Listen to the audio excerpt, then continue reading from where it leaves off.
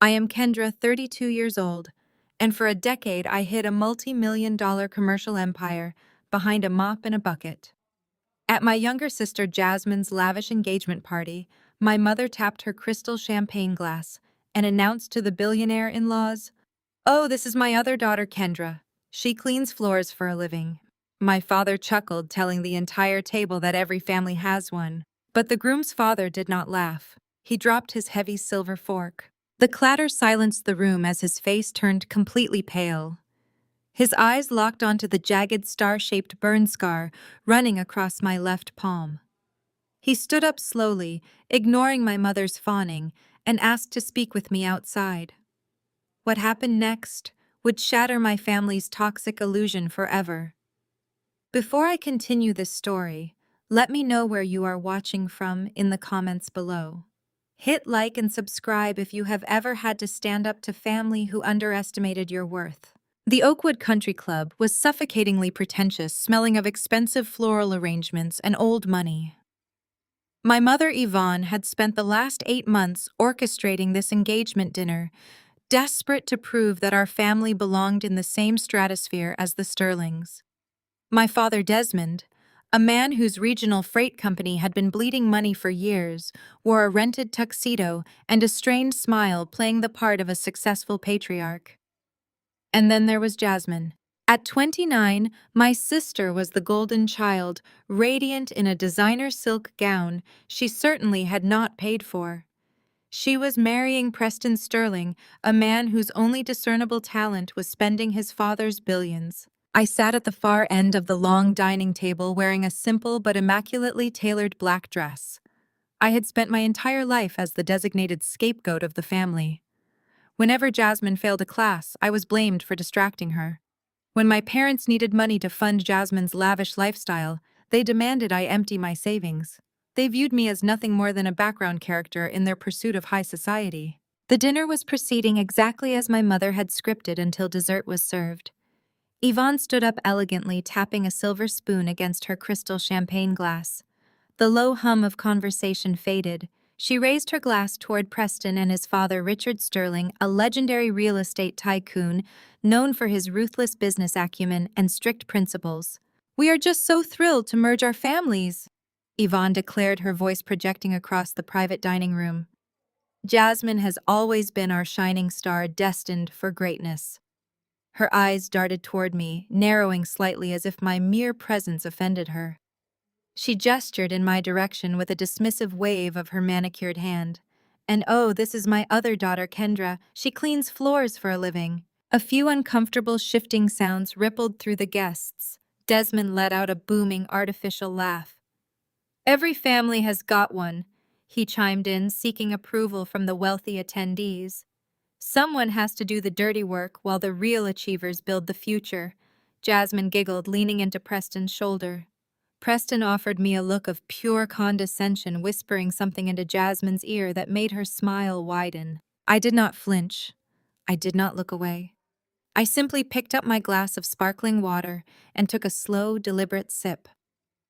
I let the silence stretch, completely unbothered by their desperate attempt to humiliate me.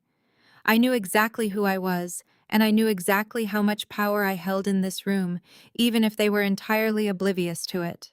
But the silence was suddenly shattered by a loud metallic clatter. Richard Sterling had dropped his heavy silver fork directly onto his china plate.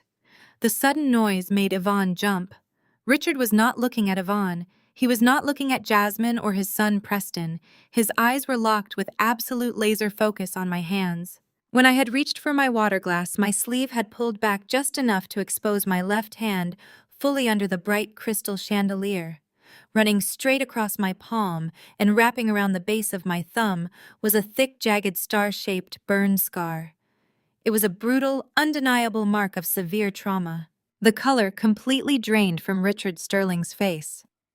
The formidable billionaire, a man who regularly intimidated politicians and corporate titans, looked as though he had just seen a ghost. His breathing hitched. He pushed his chair back so abruptly it scraped loudly against the hardwood floor. "Mr. Sterling." Yvonne gasped, her carefully constructed composure faltering. Is the food not to your liking? I can have the chef bring something else immediately. Richard ignored her entirely. He did not even glance in her direction.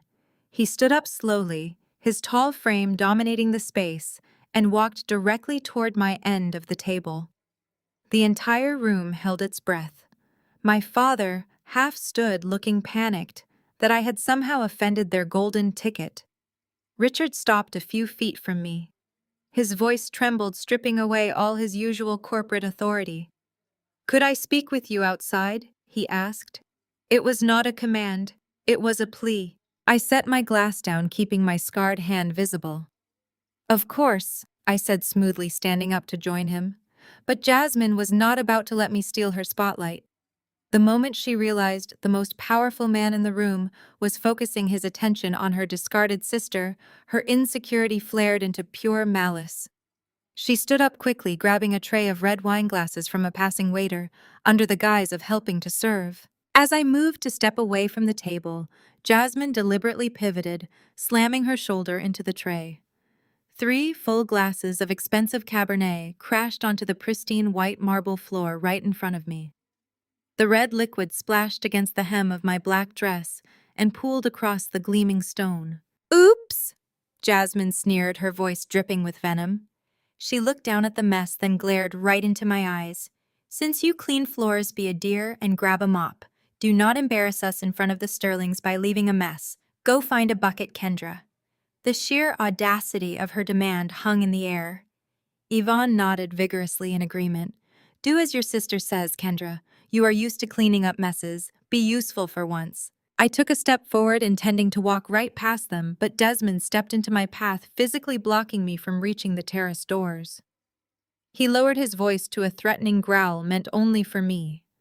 "You are going to clean this up right now, or I swear I will make you regret showing your face tonight. Do not ruin this for your sister." This was their dynamic. This was how they had operated for 3 decades. They believed they could break me, shame me, and force me into submission just because we shared the same blood. They thought I was still the broke, desperate girl they had treated like a servant. I looked at my father, taking in his rented tuxedo and the sweat beading on his forehead. I looked at my mother, desperate and shallow. And then I looked at Jasmine, waiting for me to kneel on the floor in front of her future in-laws. I reached into my clutch and pulled out a pristine white silk handkerchief. I held it out for a moment, letting the room watch before I calmly opened my fingers and let the silk drop directly into the center of the spilled red wine. The fabric immediately soaked up the red stain, ruined beyond repair. I stepped right over the puddle, stepping uncomfortably close to Jasmine. I looked her dead in the eye, my voice perfectly level and devoid of any emotion. "My hourly rate is $5,000. You cannot afford me, Jasmine." Jasmine's mouth dropped open in shock. Desmond turned purple with rage, stepping forward to grab my arm, but a sharp, booming voice stopped him cold. "Do not touch her," Richard Sterling barked. The authority in his voice hit the room like a physical shockwave. "If anyone lays a hand on this woman, I will personally ruin you." My parents froze. Preston looked at his father as if the older man had lost his mind. "Dad, what are you doing? She is just Jasmine's sister. She is practically the help." Richard did not even acknowledge his son's ignorant comment. He looked at me, gesturing toward the heavy glass doors leading to the outdoor terrace. I walked past my completely bewildered family, leaving their shattered wine and shattered egos on the floor behind me. I pushed open the heavy glass doors and stepped out into the cool evening air. The terrace was quiet, lit only by the soft glow of garden lights. I stood by the stone railing, looking out over the manicured golf course, waiting. A moment later, the doors opened and closed. Richard Sterling stepped out into the night. When I turned to face him, the billionaire real estate tycoon was trembling. His eyes were fixed on my left hand, staring at the thick, jagged scar that told a story my family knew absolutely nothing about. The silence between us on that terrace was heavy, charged with a 10-year-old secret that was about to completely detonate the lives of everyone sitting inside that dining room. I could hear the faint, muffled sounds of panic from the other side of the glass doors. Yvonne was undoubtedly trying to smooth over the disaster, frantically attempting to convince Preston that I was just a troubled, dramatic sibling who meant no harm. I knew Desmond was likely pacing, furious that his authority had been so publicly undermined by the very man he was trying to impress. But out here, away from the toxic spectacle of my family, the air felt incredibly clear. I took a deep breath of the crisp night air, letting the chill settle over my skin. I did not pull my sleeve down to hide the scar. I held my hand out, resting it on the cool stone of the balustrade, fully exposing the mangled tissue that ran across my palm. Richard took a slow step toward me, his expensive tailored suit seeming to hang a little looser on his frame. He looked like a man who had been searching for a ghost for a decade, only to find her standing in the flesh at his own son's engagement party. The sheer magnitude of what was about to unfold began to settle over the evening. I had waited years for the universe to balance the scales, and now the reckoning had finally arrived at my feet. The heavy glass doors sealed shut behind me, cutting off the suffocating chatter of the dining room. The night air was sharp and cool against my skin, a welcome relief from the toxic performance happening inside. I stood by the stone railing overlooking the manicured golf course. A moment later, the doors opened again. Richard Sterling stepped out into the night. When I turned to face him, the billionaire real estate tycoon was physically shaking. His tailored suit seemed to hang loosely on his frame as he took a slow, unsteady step toward me. He looked like a man who had spent a lifetime searching for a ghost, only to find her standing in the flesh at his own son's engagement party. Without a word of greeting, he reached out and gently took my left hand. He did not ask for permission, and for once I did not pull away. He turned my palm upward to the soft glow of the terrace lights, his eyes tracing the thick, jagged, star-shaped scar that tore across my skin. "You were the girl with the mop," he whispered, his voice cracking with an emotion I had never heard from a man of his stature. "The Harbor Street fire, 10 years ago." I kept my gaze perfectly level. I was making $12 an hour, Richard. I had a night school tuition payment due the next morning, and your building manager threatened to fire me if the server room floors were not buffed by midnight. A tear actually spilled over Richard's lower lash line. I was trapped under that steel support beam. The smoke was so thick I could not see my own hands. I remember the ceiling collapsing. I remember accepting that I was going to die in that room. And then you came back. He gripped my scarred hand tighter, treating it like a sacred relic. "You did not run out with the rest of the crew. You ran back into a blazing high-rise for a man you did not even know. You lifted a beam that should have crushed you, dragged me to the stairwell, and burned your hand to the bone doing it. I woke up in the burn unit 3 days later and you were gone. I had my security team tear the city apart looking for you. Why did you run?" I pulled my hand back, smoothing my dress with deliberate calm. "Because I was 19 years old with no health insurance. I could not afford to stick around and be handed a hospital bill for smoke inhalation. I also could not afford the media circus of being the poor black girl who saved the great Richard Sterling. I had midterms to pass and a life to build. I did not need a medal.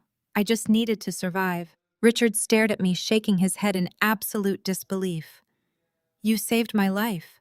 Everything I have built since that night, everything my family enjoys exists because you refused to let me burn. And now I sit at a table and watch my future daughter-in-law treat you like garbage. I watch your own mother introduce you as a punchline." He turned toward the glass doors, his face hardening into a mask of pure lethal fury. "I am going back inside right now. I am canceling this wedding. My son will not marry into a family that disrespects the woman who gave me my life." I stepped directly into his path, blocking the doors. My voice dropped to a low, absolute command. "You will do no such thing." Richard stopped, bewildered. "Kendra, they are humiliating you in there. That woman just ordered you to mop up spilled wine." "And I stepped over it," I reminded him. "Richard, I did not pull you out of a burning building so you could fight my battles 10 years later. I am not a victim. I have spent the last decade building my own empire, while my parents poured every dime they had into Jasmine's shallow ambitions. They think I am nothing. They think I am broke. They think I am broken. I want them to keep thinking exactly that." But why, he demanded, his fists clenched at his sides. "Why let them disrespect you? Because arrogance makes people blind, I said smoothly. My family has spent my entire life taking my resources, demanding my obedience, and expecting my failure. If you go in there and cancel the wedding, they become the victims. Jasmine gets to cry about her ruined big day. My father gets to blame me for embarrassing them. No, I want them to feel the full weight of their own greed. I want them to reach the absolute peak of their delusion before the ground falls out from under them. I stepped closer to him, locking eyes with the billionaire. Do not say a word about this. Do not cancel the wedding. Watch them dig their own graves, Richard, I insist. He studied my face for a long, tense moment. He saw the cold calculation in my eyes, the absolute certainty of a woman who had already won the war before the other side even knew battle had been declared. Slowly, the fury in his expression morphed into profound, unmistakable respect. He bowed his head slightly. As you wish. But know this, I owe you my life. When the time comes, I stand with you. We turned and walked back through the heavy glass doors together. The atmosphere in this private dining room shifted the second we crossed the threshold. The tension was thick enough to choke on. Yvonne was sitting rigid in her chair, her eyes darting frantically between Richard and me. Desmond was wiping sweat from his forehead with a cloth napkin. Jasmine looked positively venomous, her arms crossed tightly over her chest. Richard smoothly returned to his seat next to Preston, offering no explanation for our prolonged absence on the terrace. I walked gracefully back to my spot at the far end of the table, pulling my chair out in perfect silence. Yvonne could not help herself. She leaned across the table, her voice a harsh, aggressive hiss meant only for my ears. What exactly did you say to him out there, Kendra? Trying to beg for a handout? Trying to pitch some pathetic cleaning contract to his company? You have no shame. I picked up my water glass.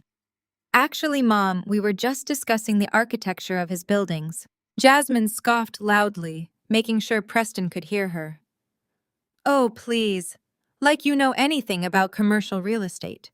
You barely know which chemical removes stains from grout. Stop trying to act like you belong in these conversations. It is embarrassing for all of us. Preston smirked, swirling the expensive bourbon in his glass.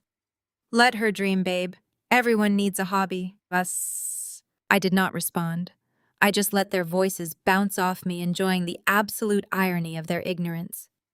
The dinner concluded with forced pleasantries, and Yvonne aggressively kissing up to Preston, loudly detailing how much she was looking forward to the extravagant floral arrangements she had supposedly commissioned for the ceremony.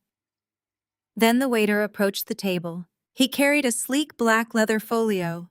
He walked toward the center of the table, intending to place it between Desmond and Richard. Before the waiter could even set it down, Desmond reached out and snatched the folio from his hands. My father opened the leather booklet. I saw his eyes widen slightly as he registered the total: $15,000. For a failing freight company owner who was secretly drowning in debt, that number was a death sentence. But Desmond was a master of maintaining a wealthy facade at the expense of his own children. He did not pull out his wallet. He did not even look at Richard. Instead, Desmond snapped the folio shut, leaned across the table, and slid the black leather folder directly in front of me.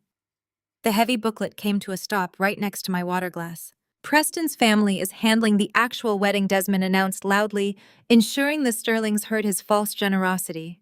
The least you can do is cover the appetizers tonight, Kendra. Consider it your contribution to your sister's happiness. Or did you blow your entire cleaning paycheck on that cheap dress you are wearing? The heavy leather folio landed next to my water glass with a muted thud. Desmond had snatched it from the waiter's hands so quickly he nearly knocked over a crystal centerpiece. I watched the beads of sweat form along his hairline as he caught a glimpse of the total printed on the receipt. $15,000. For a man whose regional freight company had been drowning in unpaid invoices and mounting debts for years, that number was an absolute death sentence. But my father was a master of maintaining a wealthy facade, especially with Richard Sterling sitting just a few seats away. Desmond did not reach for his wallet. He did not even look at the billionaire across the table. Instead, he snapped the folio shut, leaned forward, and slid the black leather folder directly in front of me. Preston's family is hosting the actual wedding. Desmond announced, his voice booming artificially to ensure the Sterlings heard every single word. He tapped his heavy index finger against the black leather. The absolute least you can do is cover the appetizers tonight, Kendra. Consider it your contribution to your sister's happiness, or did you blow your entire cleaning paycheck on that cheap dress you are wearing? Jasmine giggled, leaning her head onto Preston's shoulder in a show of delicate femininity that made my stomach turn. Preston snickered, swirling the remaining amber liquid in his expensive glass. He looked at me with an expression of pure, unadulterated condescension, like I was a stray animal that had somehow wandered into a Michelin-star restaurant. I did not argue. I did not raise my voice or bother defending the tailored designer dress that cost more than my father's car. I simply reached into my evening clutch. My fingers bypassed the standard corporate cards and found the cold, solid metal of my Obsidian American Express card. I pulled it out and let it drop from my fingers onto the silver tray inside the folio. The heavy, unmistakable metallic clink echoed sharply across the quiet dining table. My mother Yvonne let out a sharp gasp. She leaned across the table, her eyes narrowing into vicious slits. "Put that away," she hissed under her breath, her face flushing with panic. "Whose office did you steal that from? You are going to get us all arrested playing these stupid games. Waiter, do not take that card from her."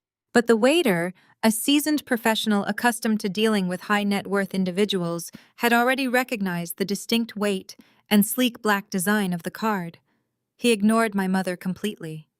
He picked up the card with a deeply respectful nod and walked away toward the billing station. The table fell into a tense, suffocating silence. Yvonne sat rigidly in her chair, her hands clasped so tightly her knuckles turned bright white. She was waiting for the inevitable humiliation, waiting for the waiter to return and announce loudly that the card was declined, stolen, or a cheap counterfeit. Desmond crossed his arms over his chest, wearing a smug, self-satisfied expression. He was clearly preparing his paternal speech about how he would have to save the day and bail his failure of a daughter out of her own embarrassing mess. Richard Sterling sat perfectly still, sipping his sparkling water. His eyes were dancing with silent, intense amusement as he watched my family eagerly dig their own graves, doing exactly what I had instructed him to do on the terrace. 2 minutes later, the waiter returned. He did not look at Desmond. He walked directly to my side of the table, bowing slightly as he presented the folio and a silver pen. "Approved, ma'am. Thank you for your exceptional generosity this evening." I took the pen, signed my name with a fluid, practiced motion, added a generous 30% tip, and closed the folio. I slid it back toward the edge of the table. Desmond's smug smile completely vanished. His jaw went slack, his eyes darting from the leather booklet to my face.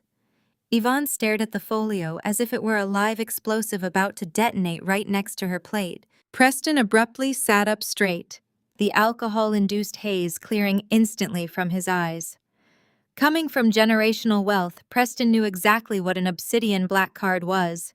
He knew about the astronomical initiation fee and the massive minimum annual spending requirement just to receive an invitation to hold one. "Wait a minute," Preston said, his brow furrowing as he looked at me with sudden sharp suspicion. "How does a janitor get approved for a Centurion card? Those are strictly invitation only. My father barely uses his." Jasmine panicked. The absolute last thing my sister could tolerate was me holding the attention of the room, especially if that attention implied I possessed a level of power or wealth that she did not. Her deep-seated insecurity flared into instant loud aggression. "Oh, please," Jasmine yelled, her voice shrill enough to make a few heads turn at neighboring tables. "It is probably a fake piece of metal she bought online. Or she took out one of those predatory payday loans, just to show off for your dad, babe. You know how desperate she is for attention. She will be paying off those appetizers for the next 20 years scrubbing toilets. It is pathetic, really." Yvonne immediately jumped on the explanation, desperate to restore the social hierarchy she had so carefully curated for the Sterlings. Exactly, my mother agreed, letting out a breath she had been holding. Kendra has always been terribly irresponsible with money. It is a sickness, really. We had to stop bailing her out years ago. She just cannot accept her place in the world. I listened to them construct their comfortable, pathetic lies, feeling nothing but a chilling sense of detachment. They needed me to be poor and desperate because their entire sense of superiority relied entirely on my failure. They were so blinded by their own arrogance that they could not see the reality sitting right in front of them. I stood up slowly, smoothing the front of my dress with absolute grace. I looked down at my sister, then at my parents. I did not offer a single word of explanation or defense. I did not owe them the truth.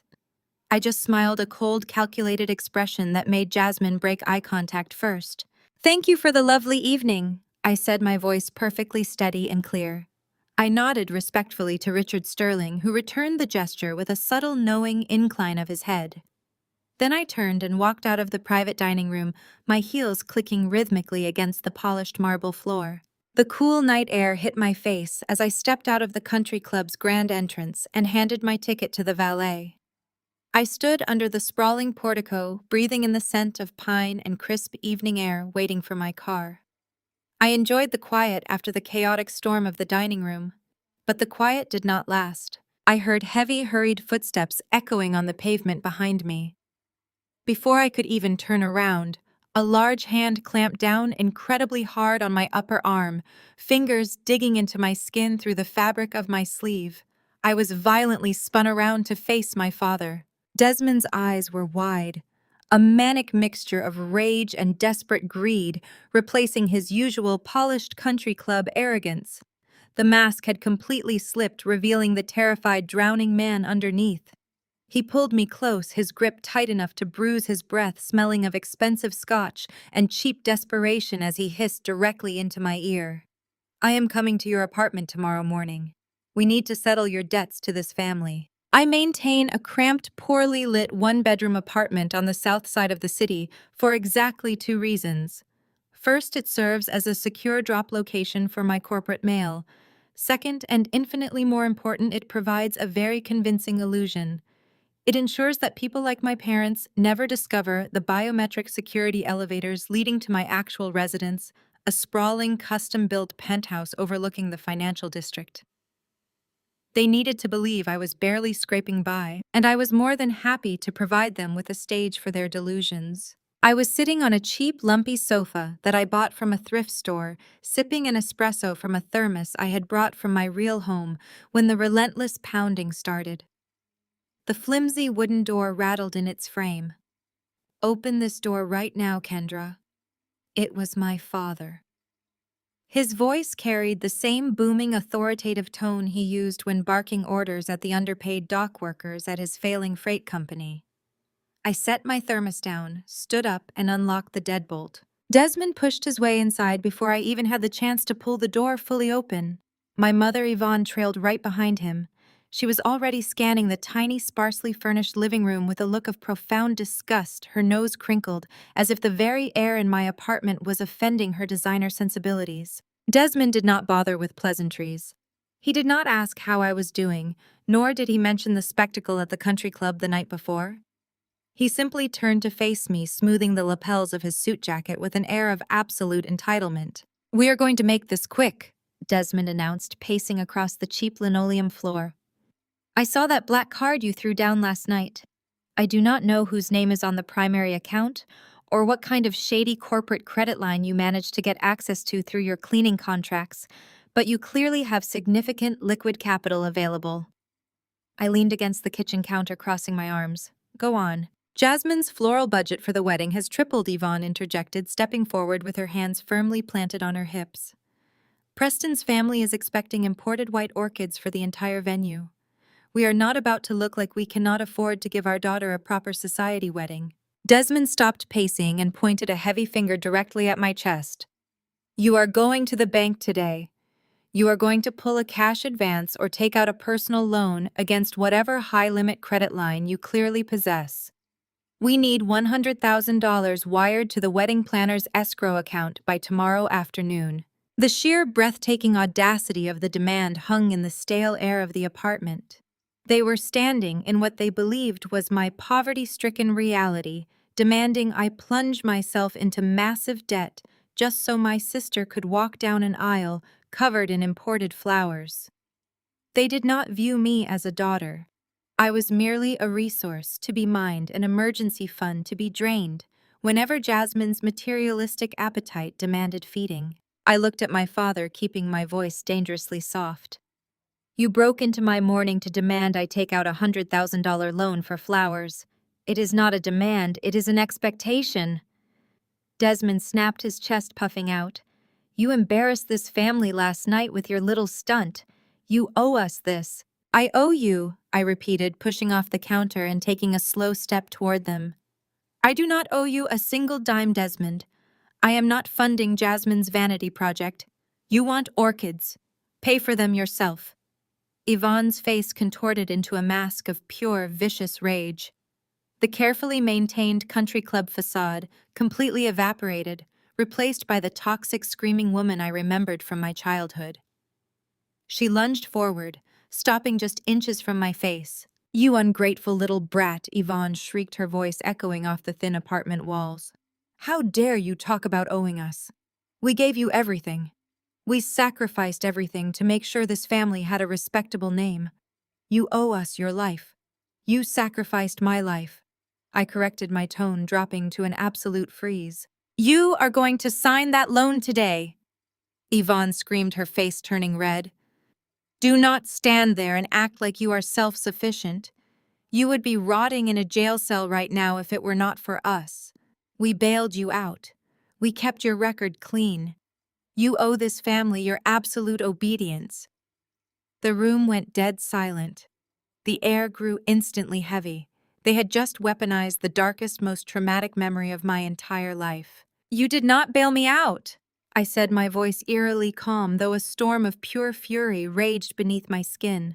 I took a step closer, forcing my mother to take a step back.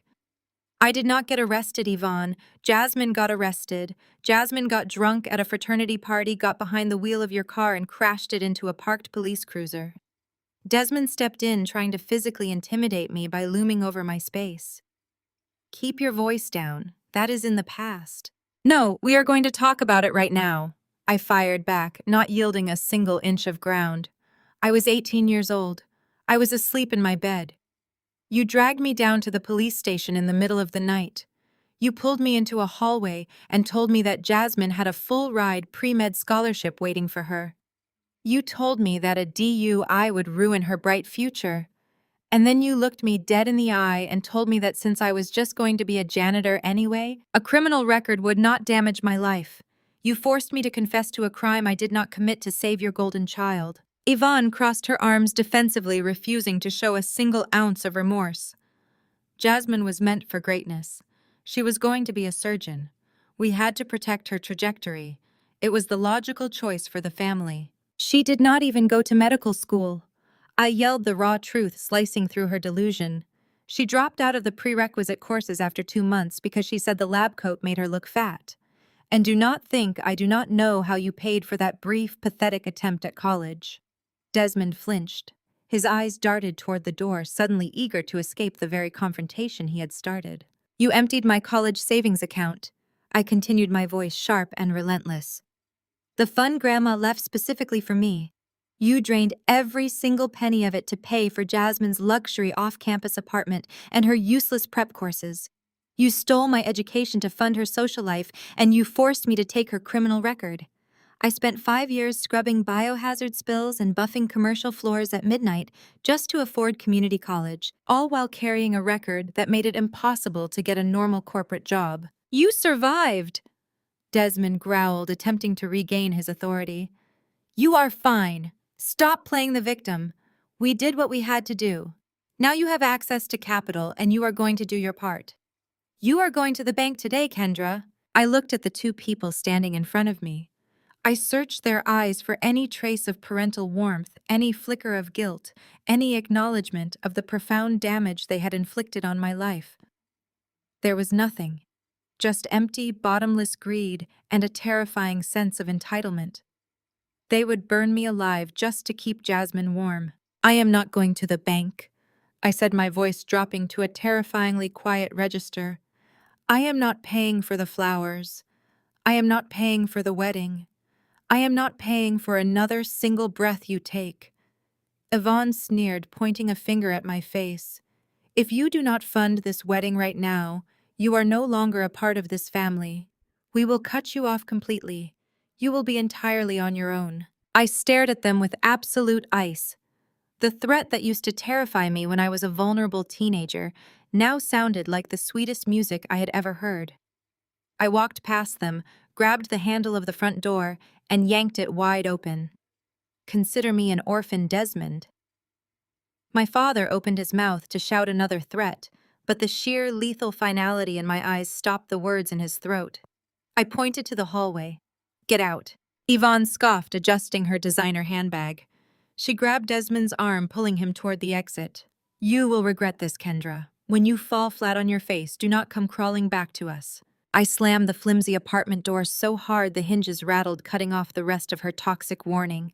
I engaged the deadbolt, sliding the chain into place. I stood in the quiet of the empty room, taking a long, deep breath. For the first time in my life, I felt completely, undeniably free. The heavy chains of my family's expectations had just been severed. Before I could even walk back to the kitchen to retrieve my espresso, my phone lit up on the counter. The screen vibrated with a harsh, demanding buzz.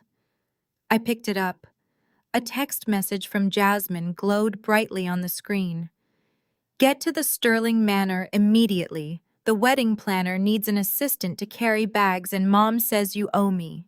The drive to the Sterling Manor took exactly 45 minutes, but it felt like traveling to another dimension. Richard Sterling's crown jewel estate was a sprawling 18th-century limestone mansion set on 300 acres of pristine countryside.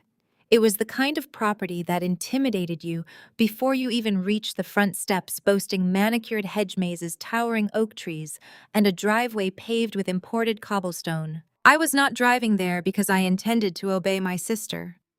I was going because Vanguard Remediation had a routine structural integrity inspection scheduled for the West Wing, and I preferred to oversee my flagship accounts personally. When I walked through the massive double doors into the grand foyer, the sheer chaos of my sister's entitlement hit me like a physical wave. The entryway was a cathedral of white marble and gold leaf accents, but the elegance of the room was completely ruined by the shrill sound of Jasmine screaming. Jasmine stood in the center of the foyer, wearing designer sunglasses indoors, berating a terrified young floral assistant. 3 of her bridesmaids lounged on a velvet settee nearby, sipping mimosas and giggling, as Jasmine verbally tore the poor girl apart because the imported white roses possessed an imperceptible hint of cream. I stood by the doorway watching the pathetic display of manufactured superiority. Jasmine had spent her entire life demanding the world bow to her simply because my parents had taught her she was royalty. Now, marrying into the sterling fortune, her ego had mutated into something entirely unhinged. She caught sight of me in the reflection of a gilded mirror. She spun around, snapping her fingers as if calling a stray dog. You are late, Jasmine barked, marching over to where I stood. Without waiting for a response, she unhooked 3 massive, incredibly heavy designer garment bags from her shoulder and let them drop directly at my feet. The heavy brass zippers clattered loudly against the marble floor. Pick those up, Kendra, Jasmine ordered, waving her hand dismissively. Take them up to the bridal suite on the 3rd floor. Do not drag the bottoms, do not fold them, and for the love of God, use the service elevator. You are tracking dust from the street onto the rug, and Preston's family expects utter perfection. I looked down at the pile of garment bags resting on the toes of my custom Italian leather boots. I did not bend down. I did not move a single muscle. I just looked back up at her, my expression completely blank. What are you staring at? Jasmine huffed, crossing her arms. Mom said you were coming to make yourself useful. Consider this your chance to finally contribute something valuable to my life. Get moving. I have a tasting menu to critique. She turned her back on me immediately, launching into another tirade aimed at the trembling florist, threatening to have the girl fired and blacklisted from every wedding venue in the city. I left the bags exactly where they fell. From the opposite end of the grand foyer, the heavy mahogany doors of the estate's management office swung open. Mr. Davies, the general manager of the Sterling Manor, walked briskly into the room. He was a stern, highly decorated hospitality veteran who managed the estate with military precision. Jasmine spotted him approaching and immediately put on her sweetest, most artificial smile, preparing to issue another list of demanding complaints. "Mr. Davies," Jasmine called out in a sickly sweet tone, "I need to speak with you about the lighting in the ballroom. It is completely unacceptable for my skin tone." Mr. Davies did not even break his stride. He walked straight past my sister, completely ignoring her outstretched hand and her demand.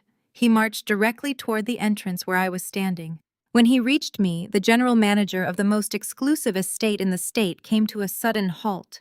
He stood up perfectly straight, clasped his hands behind his back, and bowed his head with deep, unmistakable reverence. "Good morning, boss," Mr. Davies said clearly, his voice echoing in the cavernous foyer. He extended a silver clipboard containing a stack of highly classified structural reports and maintenance logs. "We completed the load-bearing tests on the West Wing balcony as you requested. Everything meets the Vanguard safety parameters. I just need your final signature on the liability release before we allow the catering teams to begin their heavy installations." Jasmine's mouth fell open so fast it was a miracle her jaw did not unhinge. The bridesmaids on the settee stopped giggling, lowering their mimosa glasses in utter confusion. I took the silver pen from Mr. Davies, flipping through the detailed reports with practiced efficiency. Vanguard remediation did not clean floors. We did not mop up spilled wine or take out the trash. Vanguard was a premier commercial disaster recovery and elite facility management empire. When a hurricane ripped the roof off a commercial high-rise, my company was called in to secure the structure. When a billionaire needed guaranteed, impenetrable maintenance and restoration protocols for a historic property, they signed a contract with me. I held the exclusive multi-million-dollar master contract for every single Sterling property on the globe. Richard Sterling trusted exactly one person to manage the physical integrity of his real estate empire, and she was currently standing in his foyer. Contractually speaking, I was the absolute boss of the building my sister was trying to get married in. I signed the bottom of the release form with a sharp flourish and handed the clipboard back to Mr. Davies. "Excellent work, William. Ensure the catering staff uses the reinforced service lifts. I will not have my structural work compromised by careless event vendors." "Understood completely, ma'am," Mr. Davies replied, taking the clipboard. He offered another respectful nod before turning to head back to his office, once again treating my sister like she was nothing more than an invisible nuisance. Jasmine looked like she was about to hyperventilate. Her eyes darted from the retreating general manager to the pen in my hand. "What was that?" Jasmine stammered, her voice pitching upward in panic. "Why did he just call you boss? What are you signing?" I smiled, a slow, sharp curve of my lips. "Just ensuring the floor you are standing on does not collapse under the weight of your ego, Jasmine." Before my sister could launch into a screaming fit, the sound of stumbling heels caught our attention. One of the bridesmaids, a woman who had clearly consumed far too much champagne before noon, was teetering backward while trying to capture a wide-angle selfie of her outfit. She was completely oblivious to her surroundings. She took one clumsy, exaggerated step backward. Her stiletto heel caught the edge of a thick Persian rug. She lost her balance, flailing her arms wildly to catch herself. Directly behind her stood a sleek black marble pedestal. Resting atop that pedestal was a towering, intricately painted Ming vase. It was a 200-year-old historical artifact that Richard Sterling had personally acquired at a private auction in Beijing for a staggering sum. It was not just a decoration. It was a priceless piece of history. The bridesmaid's shoulder slammed hard into the pedestal. The heavy marble base wobbled violently. Time seemed to slow down as the massive porcelain vase tipped past its center of gravity. Jasmine gasped, taking a horrified step forward, her hands flying to her face. The vase plummeted toward the hard marble floor. The impact was deafening. The sound of shattering antique porcelain echoed like a gunshot through the grand foyer. Thousands of irreplaceable hand-painted shards exploded across the floor, scattering into every corner of the room. The sheer finality of the destruction hung in the air, thick and terrifying. The drunken bridesmaid shrieked, dropping her phone as she stared at the wreckage. Jasmine turned completely pale. All the blood drained from her face. She knew exactly what that vase was. She knew that Preston's father was ruthless about his collections, and she knew that Preston's family would hold her responsible for bringing such careless, destructive people into their pristine estate. A bill for a priceless artifact would completely ruin her carefully curated image before the wedding even began. The heavy mahogany doors of the management office burst open again. Mr. Davies rushed out, followed closely by two estate security guards. The general manager took one look at the shattered remnants of the Ming vase and stopped dead in his tracks, horror washing over his strict features. Jasmine panicked. The absolute terror of facing consequences for the first time in her life overrode any lingering shred of sanity. She needed a scapegoat just like she always did. She needed someone to absorb the blame so her golden child status remained untarnished. Jasmine spun around, her eyes wild with desperation. She looked at me standing calmly near the doorway and then looked at the approaching security guards. She raised her trembling hand and pointed her manicured finger directly at my chest. "She did it!" Jasmine screamed, her voice cracking hysterically as she pointed at me. "She did it! The clumsy cleaner knocked it over. Arrest her." Jasmine's hysterical shriek echoed through the cavernous marble foyer, bouncing off the gold leaf ceilings. She kept her manicured finger pointed squarely at my chest, her chest heaving with manufactured panic. The shattered remains of the 200-year-old Ming vase lay scattered across the floor between us, a jigsaw puzzle of priceless porcelain that could never be put back together. The drunken bridesmaid who had actually knocked the pedestal over was cowering against the wall, her hands clamped over her mouth in sheer terror. But Jasmine did not care about the truth. She only cared about self-preservation. Heavy, aggressive footsteps pounded down the grand staircase. Preston burst into the lobby, his face flushed with irritation. He had clearly been enjoying a private tasting in the upper lounges, completely oblivious to the chaos below, until the sound of shattering history reached him. He stopped at the base of the stairs, his eyes darting from the weeping bridesmaid to Jasmine, and finally settling on the catastrophic pile of blue and white ceramic dust. "What the hell is going on down here?" Preston barked, marching toward the wreckage. Jasmine immediately launched herself at him. She threw her arms around his neck, burying her face in his expensive tailored suit, and began to sob. It was an award-winning performance full of dramatic gasps and trembling shoulders. "Babe, it was awful!" Jasmine wailed, her voice muffled against his chest. "I was just trying to organize the floral deliveries, and she came out of nowhere. I told my parents it was a mistake to bring her here. She is so clumsy and jealous. She bumped right into the pedestal and knocked the antique vase over. She ruined everything." Preston pulled Jasmine close, kissing the top of her head defensively. He glared at me over her shoulder. His eyes swept up and down my tailored black dress, his expression twisting into a mask of pure elitist disgust. He did not ask for a witness statement. He did not ask the general manager what happened. He simply accepted the lie that fit his worldview perfectly. The poor, struggling sister from the wrong side of the tracks had come into his family's pristine estate and destroyed a priceless artifact out of sheer bitter incompetence. "You have got to be kidding me," Preston sneered, stepping carefully over a large shard of porcelain to get closer to me. "Do you have any idea how much that vase was worth? My father acquired that piece at a private auction in Beijing. You could work for the next 50 years and still not afford the base it was sitting on." I stood perfectly still. I did not raise my hands in defense. I did not open my mouth to argue.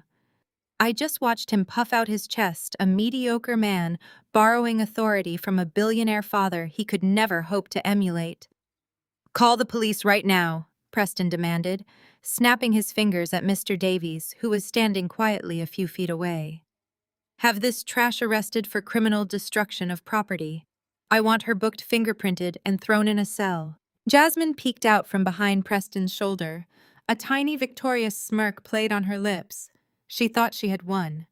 She thought she had successfully weaponized her wealthy fiancé to crush me, avoiding any accountability for her drunken friend, while simultaneously eliminating my presence from her wedding venue. Preston took another step toward me, his face turning red with unchecked arrogance. "You are going to pay for every single penny of this, Kendra. I do not care if they have to garnish your pathetic wages for the rest of your natural life. You are going to be scrubbing toilets and wiping up toxic spills until your hands bleed just to pay off the interest on the debt you owe my family. You are nothing but a liability. You do not belong in this building, and you certainly do not belong near my bride. The air in the foyer was completely static. The bridesmaids held their breath. Jasmine clung to Preston, waiting for me to break down, waiting for me to beg for mercy or burst into frantic apologies. They wanted a show of submission. They wanted the floor cleaner to kneel on the marble and grovel for forgiveness. I did not give them a single word. Instead of looking at Preston, I slowly tilted my head back. I bypassed the crystal chandelier and focused my gaze on the ornate, hand-carved crown molding tucked into the far corner of the massive ceiling. Nestled discreetly within the plaster vines was a state-of-the-art high-definition 360-degree security camera. It was a beautiful piece of technology. I knew its exact specifications, its recording capacity, and its direct uplink to the secure cloud servers. I knew all of this because my company, Vanguard Remediation, had personally overseen the installation of the entire security grid during the estate's structural overhaul 6 months ago. I stared directly into the black, unblinking lens of the camera. I let a slow, chilling smile spread across my face. It was not a smile of defense. It was the smile of a predator watching its prey willingly step onto a trap door. I lowered my gaze, making brief eye contact with Jasmine. Her victorious smirk instantly vanished, replaced by a sudden sickening flicker of confusion and dread. Without uttering a single syllable to defend myself, I turned toward Mr. Davies. The general manager stood with his hands clasped behind his back, his face an impenetrable mask of absolute loyalty. I handed the silver clipboard back to him. He accepted it with a crisp, respectful nod. I turned my back on Preston, on Jasmine, and on the shattered remains of the Ming vase.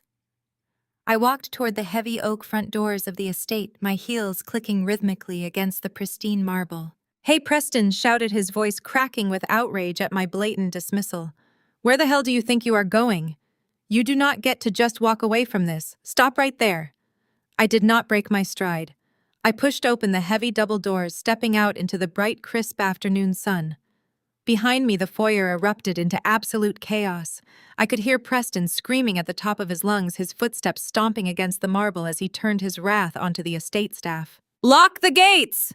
Preston bellowed, his voice echoing out the open doors. "Do not let her car off this property. Call the police right this second. I want her arrested before she reaches the highway. Do you hear me? Call the cops." I paused on the top step of the portico, breathing in the fresh air, unbothered by the tantrum throwing air behind me. Then the calm, freezing voice of Mr. Davies sliced through Preston's screaming. The general manager did not raise his voice, but the sheer icy authority in his tone commanded the entire room. "That will not be necessary, sir," Mr. Davies said coldly. Preston stammered, entirely caught off guard by the pushback from a man he considered mere staff. "What do you mean it will not be necessary? She just destroyed a priceless piece of my family's property. Call the authorities immediately. That is an order." I glanced back over my shoulder just in time to see Mr. Davies slowly shake his head. He looked down at the shattered porcelain, then shifted his hard, unyielding gaze to Jasmine. My sister had turned the color of ash. She was physically shrinking behind Preston, her eyes darting wildly toward the ceiling corner I had smiled at just moments before. "We will not be contacting the police regarding Miss Kendra," Mr. Davies stated, his tone leaving absolutely no room for debate. "The cameras in this foyer run 24 hours a day, sir. They capture high-definition video and audio from every conceivable angle. They caught absolutely everything that occurred in this room." Preston froze. He looked at Mr. Davies, then turned to look at Jasmine. Jasmine looked like she was about to vomit. The drunken bridesmaid let out a loud, terrified sob, sinking down onto the velvet settee with her face buried in her hands. The truth was locked in the Vanguard servers, completely untouchable, waiting to detonate the moment Richard Sterling asked for the incident report. I smiled to myself, turned away from the unfolding disaster, and walked down the sweeping stone steps toward the visitor parking lot. I retrieved my keys from my clutch and approached my sleek, understated black SUV. I unlocked the doors, slid into the driver's seat, and pressed the ignition button. The engine purred to life, sealing me inside the quiet, climate-controlled cabin. I shifted the car into gear, ready to leave the Sterling Manor behind, when the Bluetooth system on my dashboard suddenly chimed. An incoming call illuminated the display screen.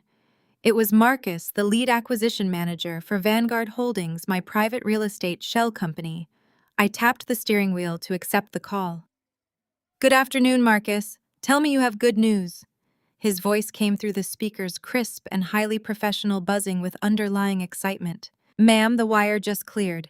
The transfer is complete and the deed has been successfully recorded with the city clerk. Your parents just officially sold your grandmother's lot." The heavy mahogany doors of the private dining room at the downtown steakhouse sealed us in with the scent of charred oak and expensive dry-aged beef. 2 days had passed since the shattered Ming vase incident at the Sterling Manor. 2 days of absolute silence from my family. They had clearly assumed my quick departure from the estate was an act of cowardly retreat, a humiliated floor cleaner running away from the wrath of her wealthy future brother-in-law. They had no idea I was simply leaving them to marinate in a trap of their own making. The seating arrangement at the rehearsal dinner was a masterclass in social climbing. My mother Yvonne had positioned herself and my father Desmond directly across from Preston and his billionaire father, Richard Sterling. The rest of Preston's affluent, impeccably dressed white relatives populated the upper half of the long table, observing my family with polite but undeniable aristocratic amusement. My relatives filled the lower half, laughing a little too loudly, drinking a little too much top-shelf wine on Desmond's tab, and desperately trying to project an image of generational wealth that simply did not exist. I was seated at the very end of the table, isolated by design. I wore a tailored emerald green suit, my posture perfectly straight, my expression an impenetrable mask. At the center of the table, Richard Sterling sat quietly swirling a glass of sparkling water. He had not spoken a single word to me since we stood together on the country club terrace. He did not need to. Every so often, his sharp, calculating eyes would flick toward me, carrying a silent mutual understanding. He knew I was the CEO of Vanguard Remediation. He knew I held the master contracts to his entire real estate empire. He was simply sitting back watching the show, waiting for the woman who had pulled him from a burning building to execute her final play. As the waiters cleared the empty dessert plates, Yvonne stood up. She smoothed the front of her designer dress, a garment I knew for a fact she had purchased using a high-interest credit card, and picked up her crystal champagne flute. She grabbed a silver butter knife and tapped it against the rim. The sharp, ringing sound cut through the ambient chatter. The room gradually fell silent. All eyes turned toward my mother. Desmond stood up beside her, wrapping a heavy arm around her waist, puffing out his chest to project the image of a titan of industry.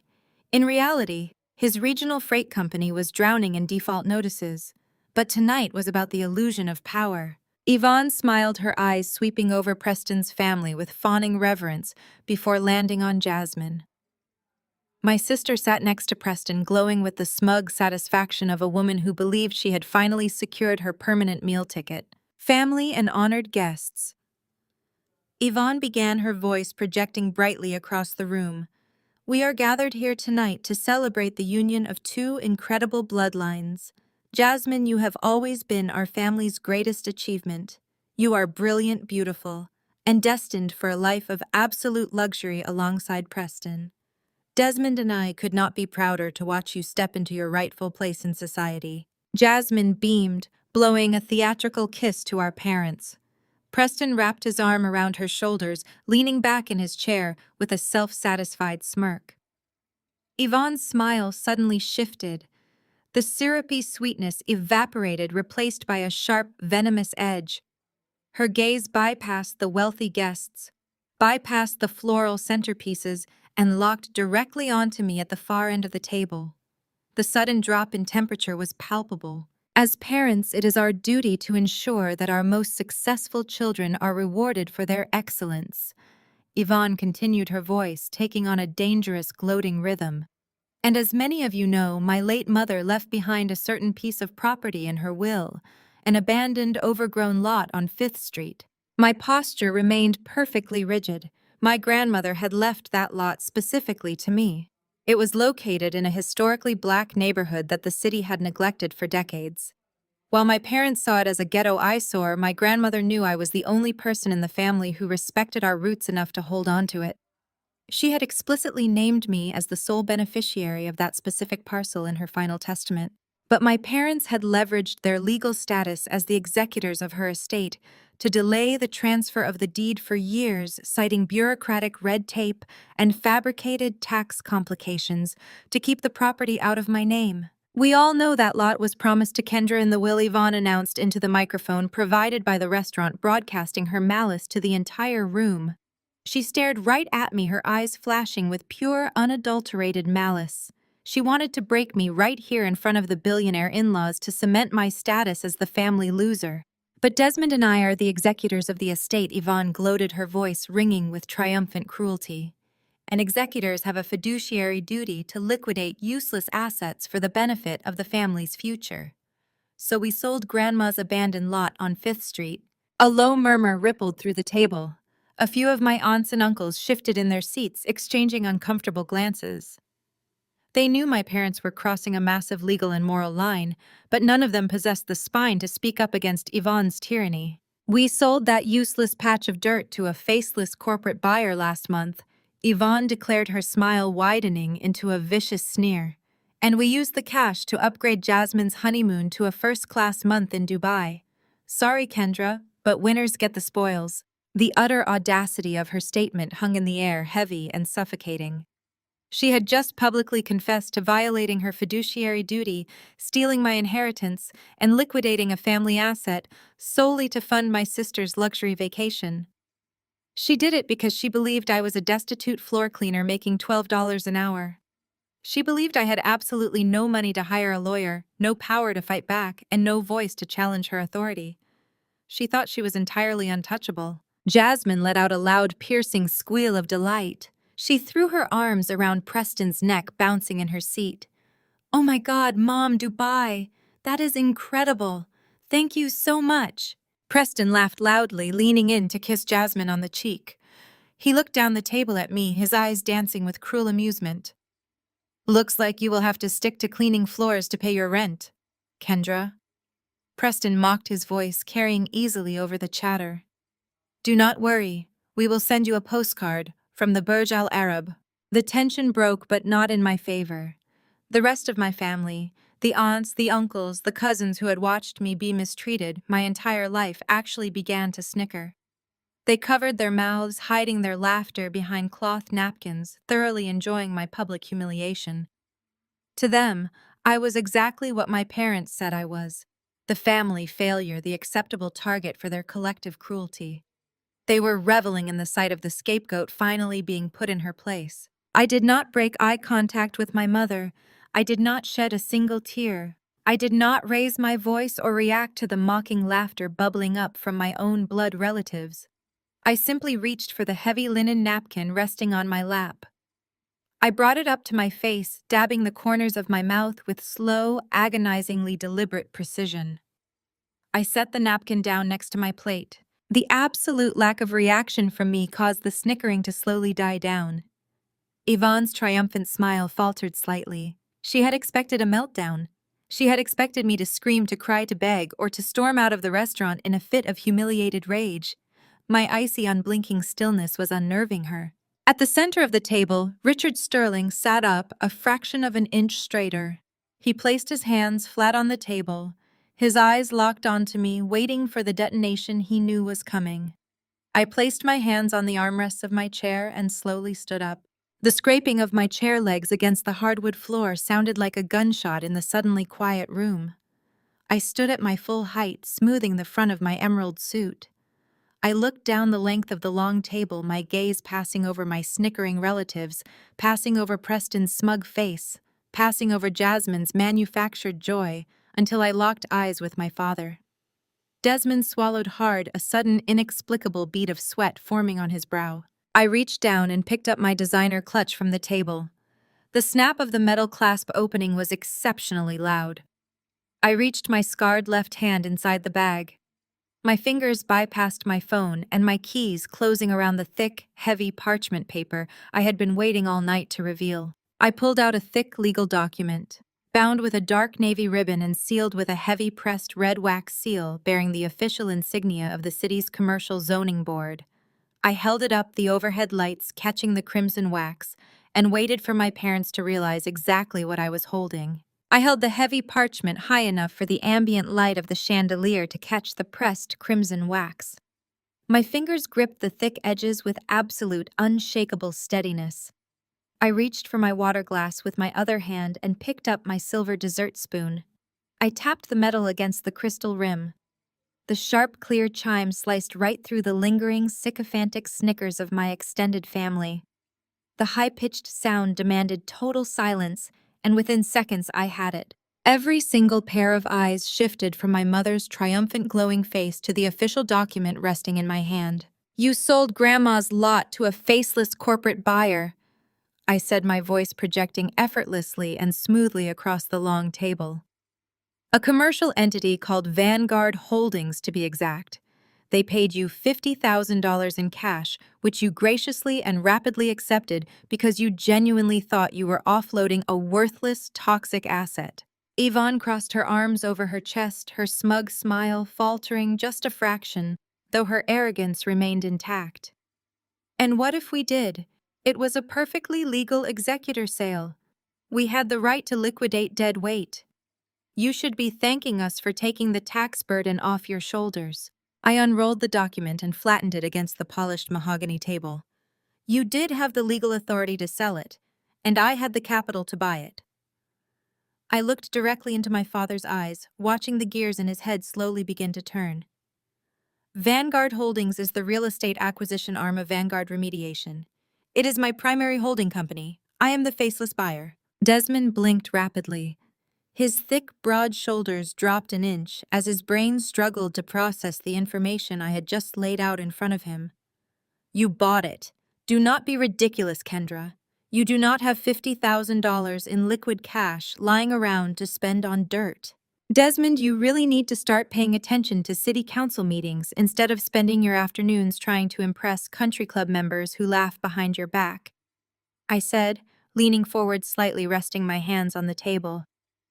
"That useless patch of dirt on 5th Street is situated exactly in the dead center of the newly approved municipal commercial zoning district. The city finalized the $200 million revitalization project 3 days ago." I let that number hang in the air. $200 million. At the upper end of the table, Preston dropped his gaze from Jasmine to me, his jaw tightening as the reality of commercial real estate development hit him. The wealthy Sterling relatives stopped murmuring. They knew exactly what that kind of zoning approval meant for property values. The city has been buying up the surrounding lots quietly for the last 8 months. I continued, making sure my voice carried with crystal clear articulation. They needed the central parcel to anchor the entire development infrastructure, the exact parcel you sold to me for absolute pennies because you were too blinded by your own spite to request a basic independent property valuation.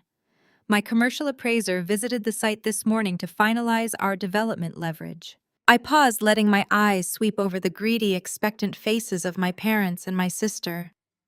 "The land you handed over to fund a month of fleeting luxury in Dubai was officially appraised at exactly $12 million. It was as if I had sucked all the oxygen out of the private dining room. The silence was so profound, it felt heavy, pressing down on the shoulders of every single person who had laughed at me just minutes before. Desmond stepped backward, his knees physically buckled under his own weight. He grabbed the back of an upholstered dining chair to steady himself, but his sudden heavy descent pulled the chair down with him. The wood clattered loudly against the floor. Desmond collapsed onto his knees, his large hands gripping the edge of the white tablecloth, pulling it down slightly. $12 million. The brutal reality of what he had thrown away hit his failing, fragile business owner ego like a speeding freight train. Yvonne let out a piercing, guttural shriek. She grabbed her carefully styled hair, her eyes wide and wild with sudden, devastating panic. "No, no, that is a lie. That is a fabricated lie. You do not have $12 million. The lot is garbage. You are making this up to ruin Jasmine's night. Jasmine slammed her hands flat on the table, knocking over her half-empty champagne flute. The bubbly liquid spilled across the linen, but no one moved to clean it up. You tricked us! Jasmine screamed, her face contorting into an ugly, flushed mask of pure entitlement. You manipulated Mom and Dad into selling it to your fake company. You stole my inheritance, Kendra.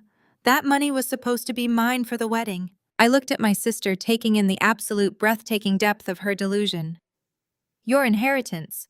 Grandma left that specific lot to me in her will, Jasmine.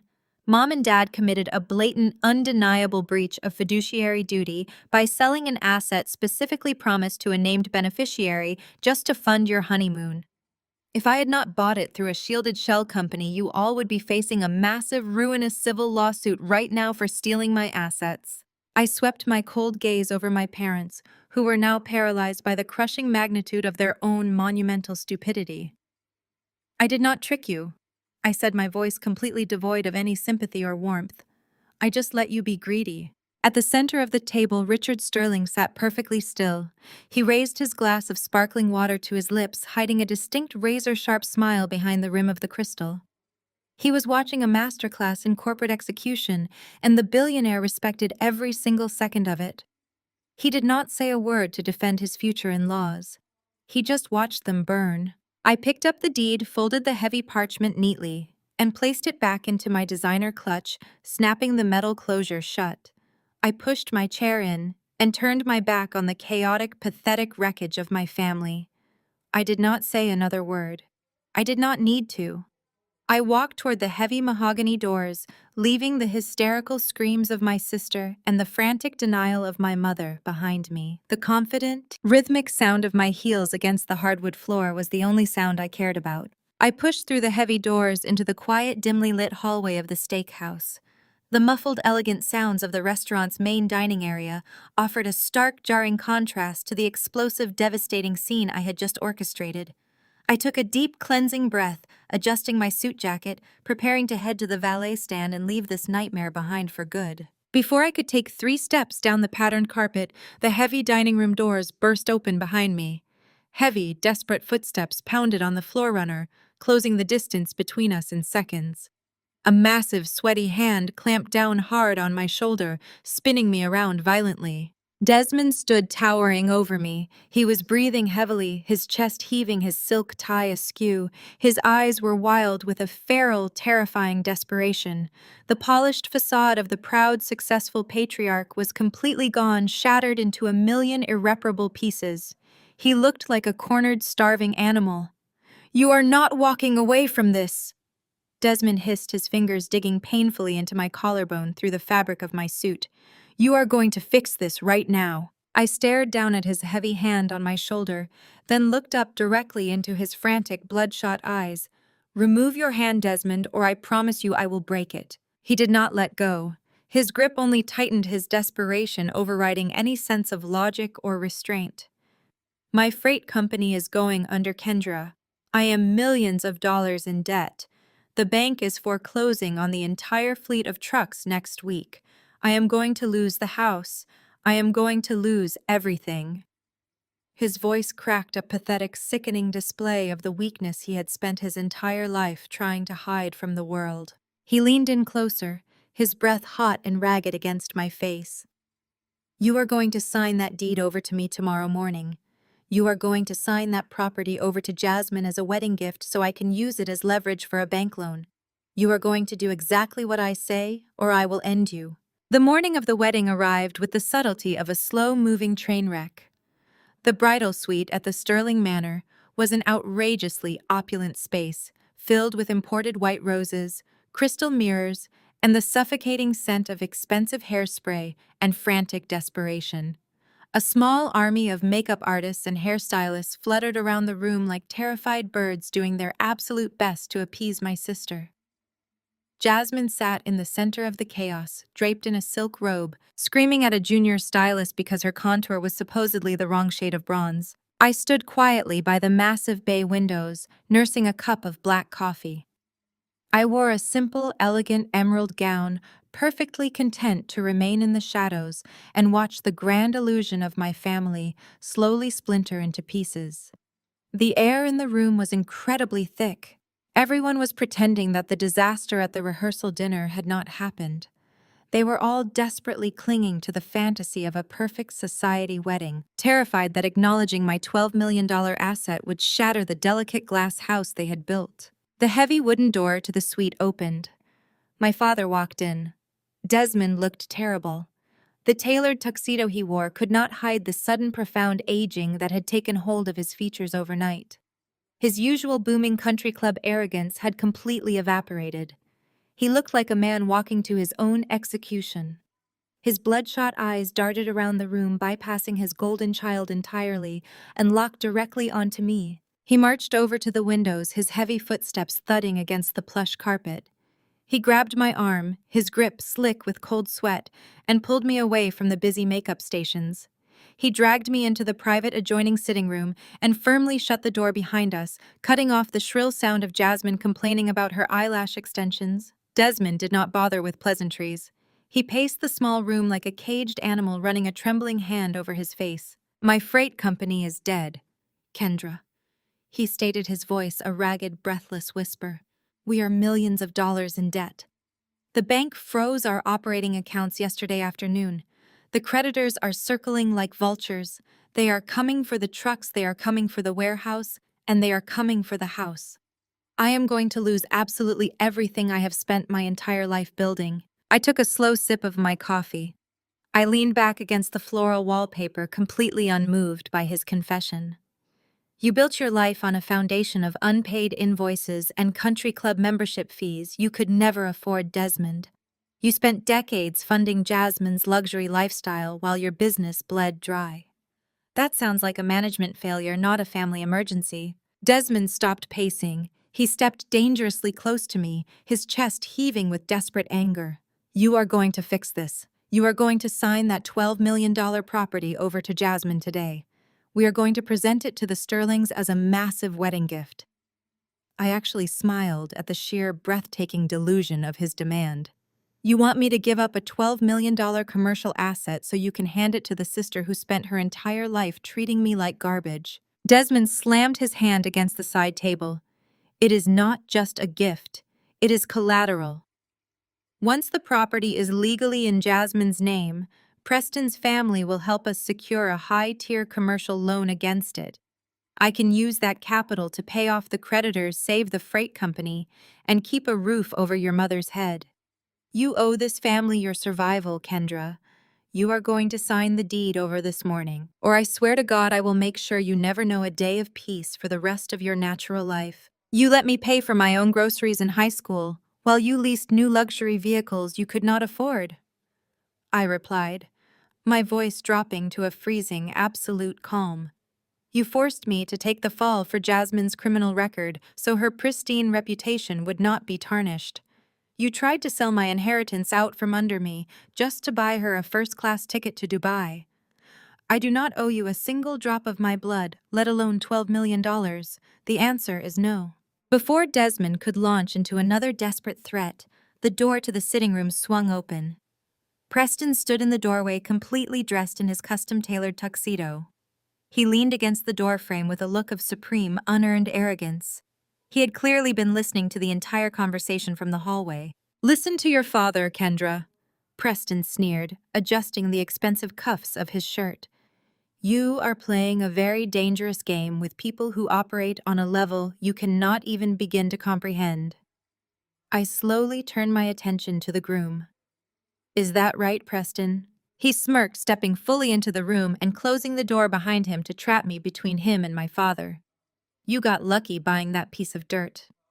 But you are still just a glorified janitor running a pathetic little cleaning business. My family builds cities.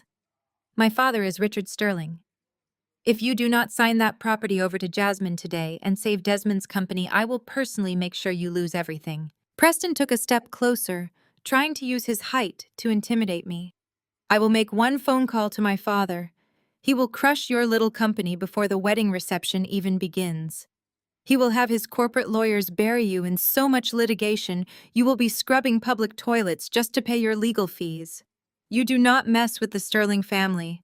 Sign the deed, Kendra. Do it now or I end your career today." The room went dead silent. Desmond looked at Preston with a glimmer of pathetic, sycophantic hope, truly believing that the wealthy groom had just saved the day. Preston crossed his arms over his chest, thoroughly convinced he had just delivered a fatal, masterful threat. I looked at Preston. I looked at his smug face, his expensive clothes, and his absolute embarrassing ignorance. I threw my head back and I laughed. It was not a quiet chuckle. It was a loud, genuine, echoing laugh that filled the small sitting room. The sound completely shattered the tense, threatening atmosphere they had tried so hard to build. Desmond recoiled in shock. Preston's smug smile instantly vanished, replaced by a deep, defensive confusion. "You think you hold the leash to your father's empire?" I said, wiping a tear of pure amusement from the corner of my eye. I took a slow, deliberate step toward Preston, closing the distance until I was staring directly into his face. "You do not know the first thing about Richard Sterling's business. You do not know how his commercial properties are managed. You do not know who holds the master contracts that keep his buildings standing. You are just a passenger, Preston. You are riding in the back seat of a car your father built and you do not even know who is driving." Preston's face flushed a deep, angry red. He opened his mouth to shout a rebuttal, but a sudden, sharp gasp from the doorway cut him off completely. Jasmine was standing there. She had pushed the door open silently. She was wearing her incredibly expensive custom lace wedding gown, but her face was a mask of pure, unadulterated horror. She had heard everything. She had heard Desmond confess that his company was totally bankrupt. She had heard that her parents were completely broke. And most importantly, she had heard my final absolute refusal to hand over the $12 million. The illusion was dead. The money was not coming. Her entire future, her status, her wealthy facade, everything was crashing down around her in real time. Jasmine began to shake. Her breathing turned into rapid, shallow gasps. The realization that she was about to marry into a billionaire family with absolutely nothing to offer, exposing her own family as financial frauds, triggered a massive narcissistic breakdown. Her eyes darted wildly around the room, frantic and unhinged. She looked at me, her gaze filled with a toxic, consuming hatred. She blamed me for exposing them. She blamed me for having the wealth she believed she was entitled to. Jasmine let out a high-pitched, guttural scream of pure rage. She spun around toward the vanity table near the doorway. Her hands scrambled blindly across the polished surface, knocking over expensive bottles of perfume and makeup brushes. Her fingers locked around the heavy silver handles of a pair of fabric scissors left behind by the tailoring team. Jasmine whipped back around to face me, her eyes wild, her teeth bared, holding the sharp metal scissors tightly in her trembling hand. The gleam of the metal caught the morning light as she raised her arm. Jasmine held the heavy silver fabric scissors in her trembling hand. The morning sunlight pouring through the tall windows caught the sharp edge of the blades as she raised her arm. For a split second, I thought she was actually unhinged enough to strike me. I stood my ground, my posture perfectly relaxed, ready to disarm a woman who had never worked a day of manual labor in her life. But Jasmine did not step toward me. She turned her wild, manic eyes toward the vanity mirror. She grabbed a fistful of her own custom-imported lace veil. The fabric was a masterpiece of intricate embroidery that had cost $10,000 and taken months to assemble. Without a single ounce of hesitation, Jasmine drove the open blades directly into the delicate lace. The sound of the thick metal shears slicing violently through the expensive fabric was sickeningly loud in the quiet sitting room. Jasmine pulled the scissors down with a vicious, tearing motion. She hacked at the veil again and again, ripping the pristine white lace into ragged, destroyed strips. She was panting, her face twisted into a mask of pure destructive panic. She was creating a disaster to distract from the reality of her own collapsing future. With one final violent yank, she tore the ruined veil completely off her head, sending a cascade of expensive hairpins clattering across the polished vanity. Jasmine spun around and hurled the heavy silver scissors directly at my feet. The metal shears bounced off the plush carpet, coming to a rest right next to my emerald green hemline. Then my sister dropped to the floor. She collapsed onto her knees, clutching the shredded remains of her $10,000 veil to her chest. She threw her head back and unleashed a blood-curdling hysterical scream that vibrated right through the walls of the bridal suite. The heavy door connecting the sitting room to the main bridal preparation area flew open. My mother Yvonne burst into the room, followed closely by a flock of terrified makeup artists and hairstylists. Yvonne took one look at the scene before her. She saw the heavy silver scissors resting at my feet. She saw her golden child sobbing hysterically on the floor. She saw the completely decimated custom lace veil clutched in Jasmine's hands. "She ruined it," Jasmine wailed, pointing a shaking accusatory finger directly at me. Her face was a perfect portrait of manufactured victimhood, tears streaming down her carefully contoured cheeks. "She is jealous. My sister destroyed my dress. She slashed my veil because she wants to ruin my wedding." Yvonne did not ask a single question. She did not look at my perfectly calm demeanor or question why I would suddenly resort to physical vandalism. She immediately dropped to her knees, throwing her arms around Jasmine to comfort the weeping bride. Yvonne turned her head, fixing me with a glare of absolute, unadulterated hatred. "You are a monster!" Yvonne screamed, her voice cracking with vicious hostility. "You have always been a jealous, bitter spinster. You cannot stand to see your sister get the beautiful fairy tale you never had. You sit in your cheap little apartment and scheme because your heart is full of pure poison. You did this because you have absolutely nothing to your name. You want everyone to be as miserable and pathetic as you are." I looked down at my mother, marveling at how easily she slipped into her preferred role of defending the golden child against the wicked scapegoat. She was so deeply entrenched in her own delusion that she could not even see the absurdity of the situation. I did not move to defend myself. I did not bother explaining that Jasmine had just destroyed her own garment in a psychotic fit of desperation. The truth did not matter to Yvonne. Only the narrative mattered. Desmond, who had been standing frozen in shock near the window, suddenly saw an opportunity. He had just been utterly emasculated by my refusal to hand over my $12 million property. His freight company was bankrupt, his finances were ruined, and he had been stripped of all his patriarchal authority. But here in this manufactured chaos, he could play the enraged protective father. He could regain a sliver of his lost dominance by physically intimidating the daughter who had just defeated him. Desmond charged across the small sitting room. He reached out and grabbed my shoulder with a heavy, sweating hand. His grip was harsh and aggressive, meant to inflict pain and enforce submission. He shoved me forcefully toward the main door of the bridal suite. "Get out of this room right now!" Desmond bellowed, his face turning an angry shade of purple. "You are sick! You are a sick, twisted girl, and you are no longer a part of this family. I am having you thrown out of this building immediately." Preston stepped forward, eager to assert his own artificial authority.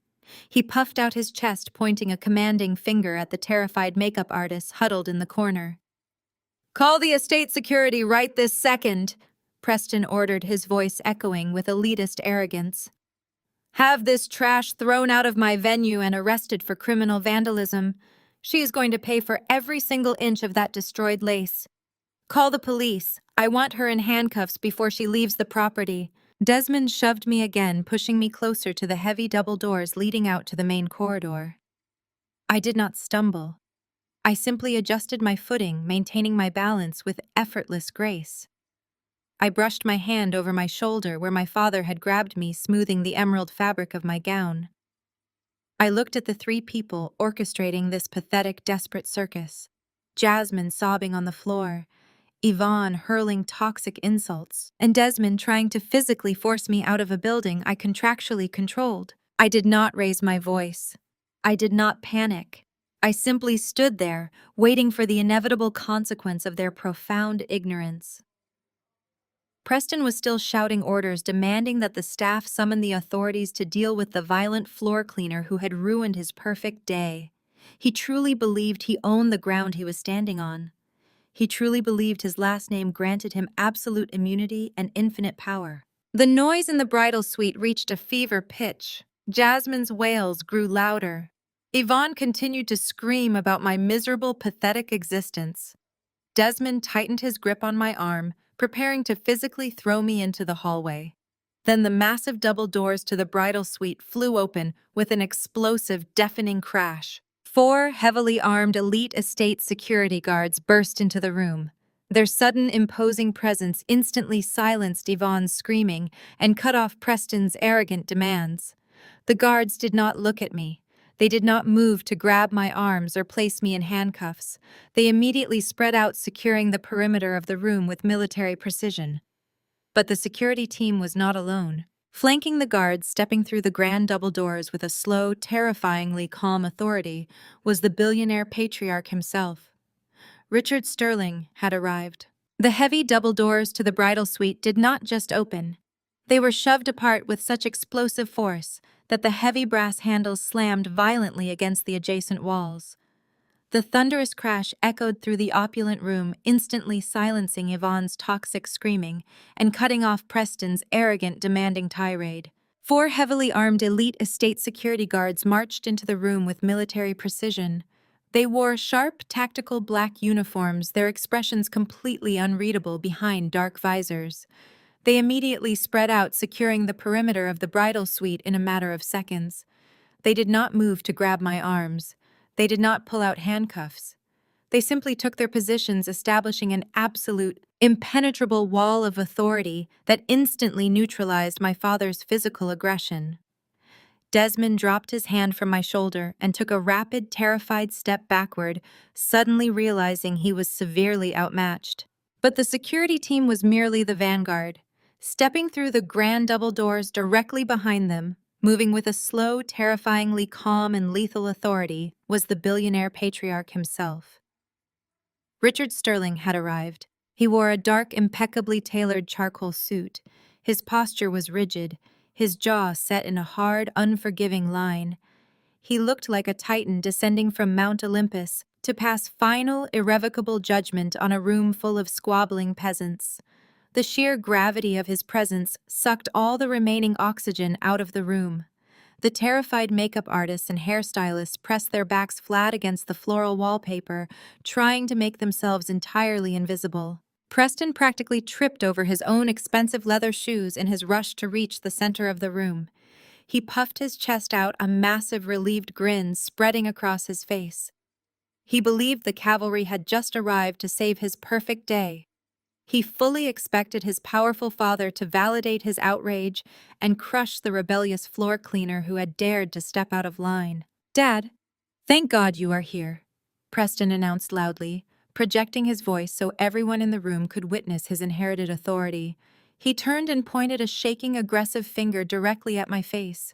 "Look at what this deranged woman just did. She completely lost her mind. This trash ruined Jasmine's custom veil out of pure bitter spite." Preston took another step toward his father, gesturing wildly toward the shredded lace scattered across the plush carpet. "We caught her red-handed. She grabbed the scissors and hacked it to pieces because she is jealous of my bride.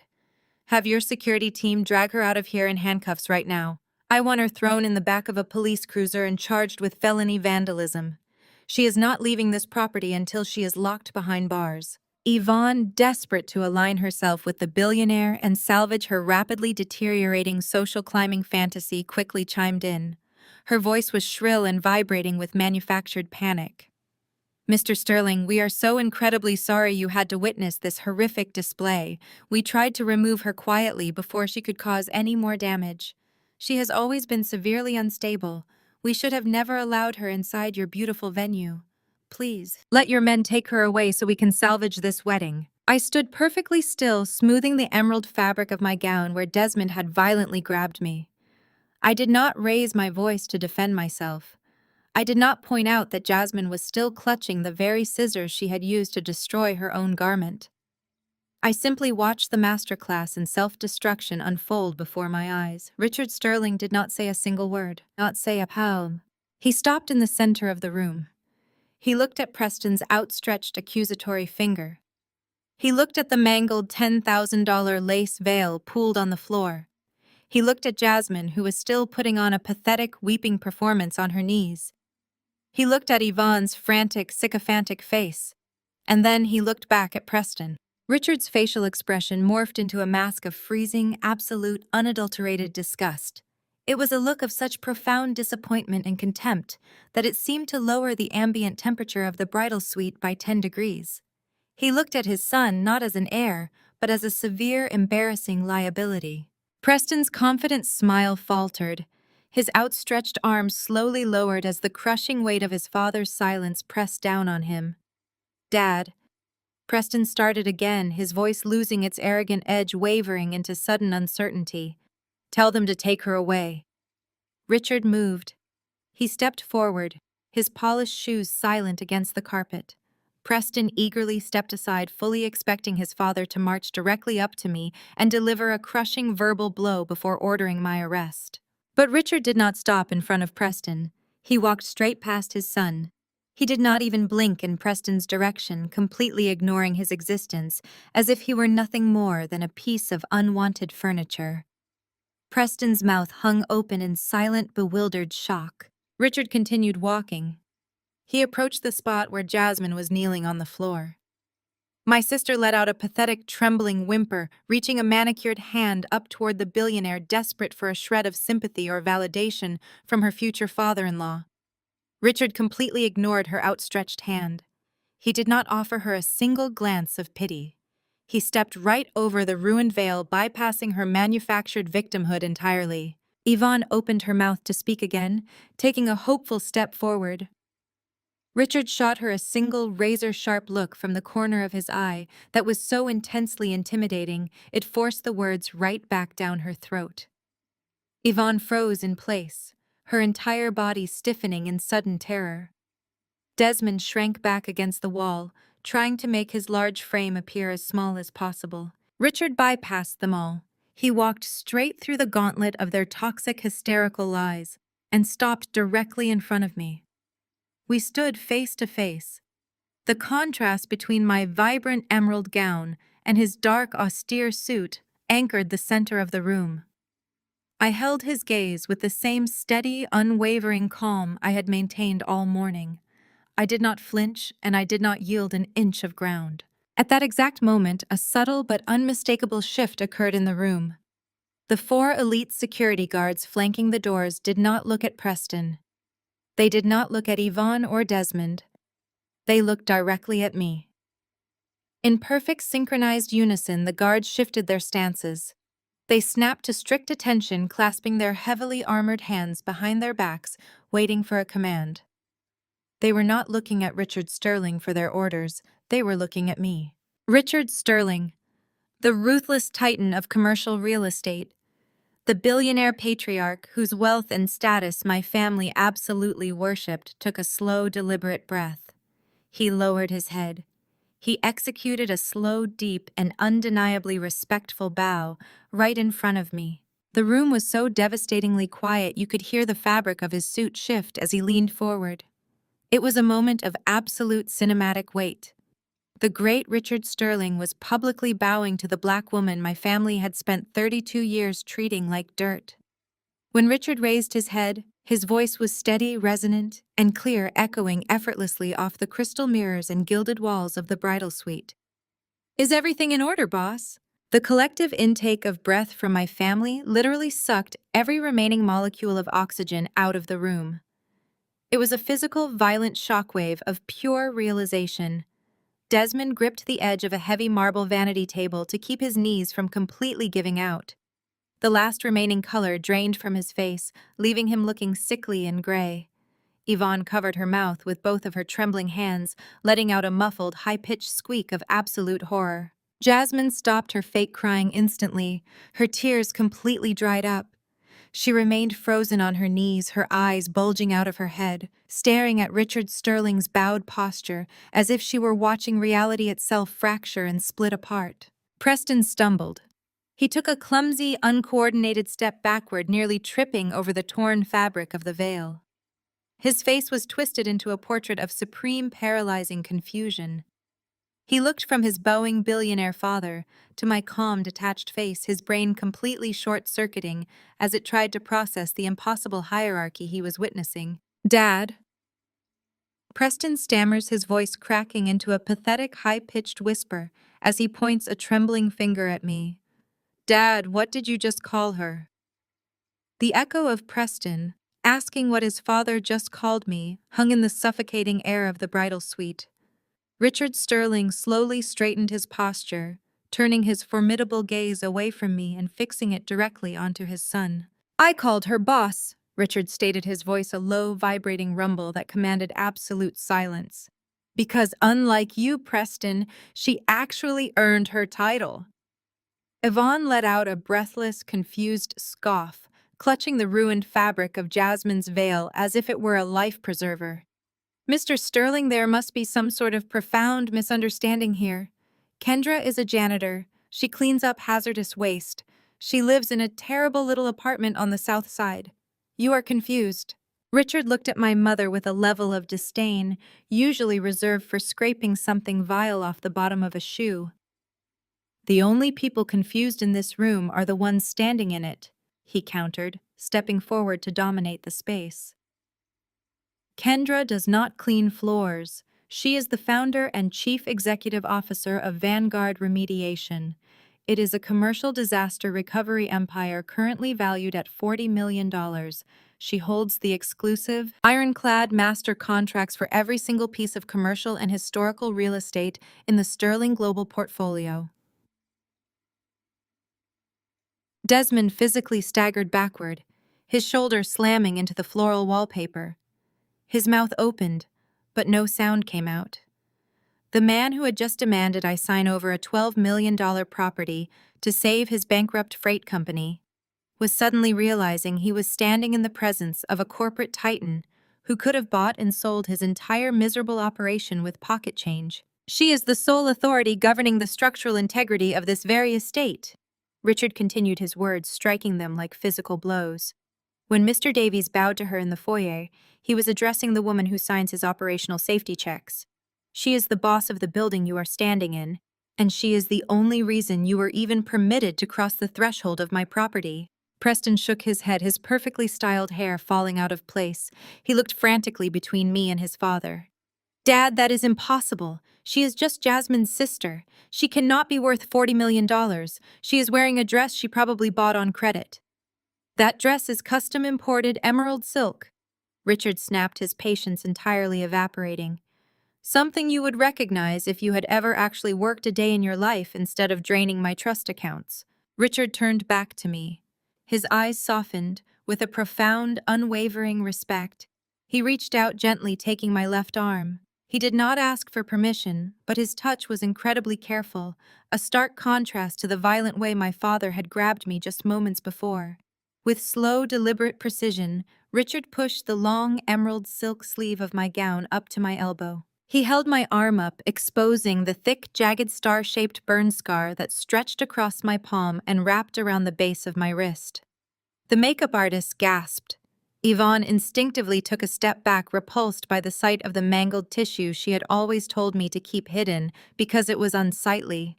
10 years ago, Richard began, his voice dropping to a harsh, gritty whisper that forced everyone to lean in.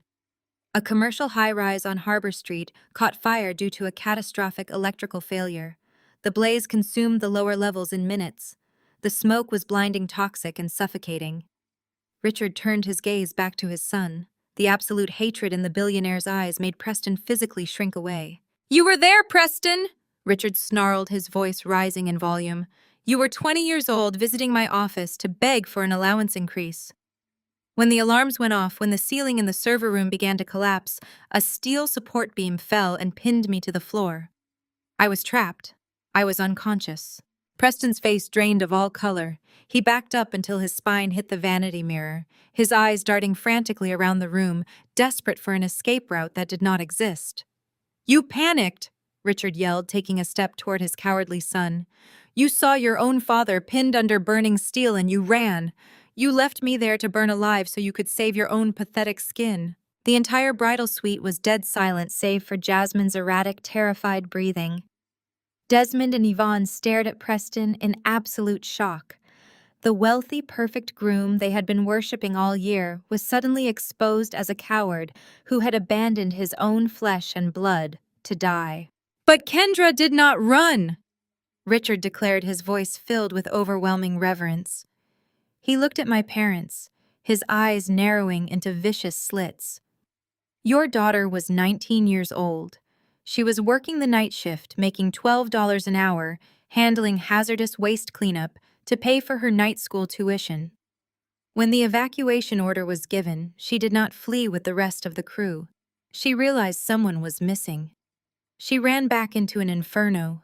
Richard raised my scarred hand slightly, forcing Desmond and Yvonne to look directly at the physical proof of my survival. "She found me in the server room. She lifted a burning steel beam off my chest with her bare hands. She dragged my unconscious body into the stairwell and shielded me from the flames, searing her own flesh to the bone in the process. She suffered third-degree burns so severe she required multiple skin grafts, and she did it for a man she did not even know." I kept my posture perfectly straight, my face a mask of absolute calm.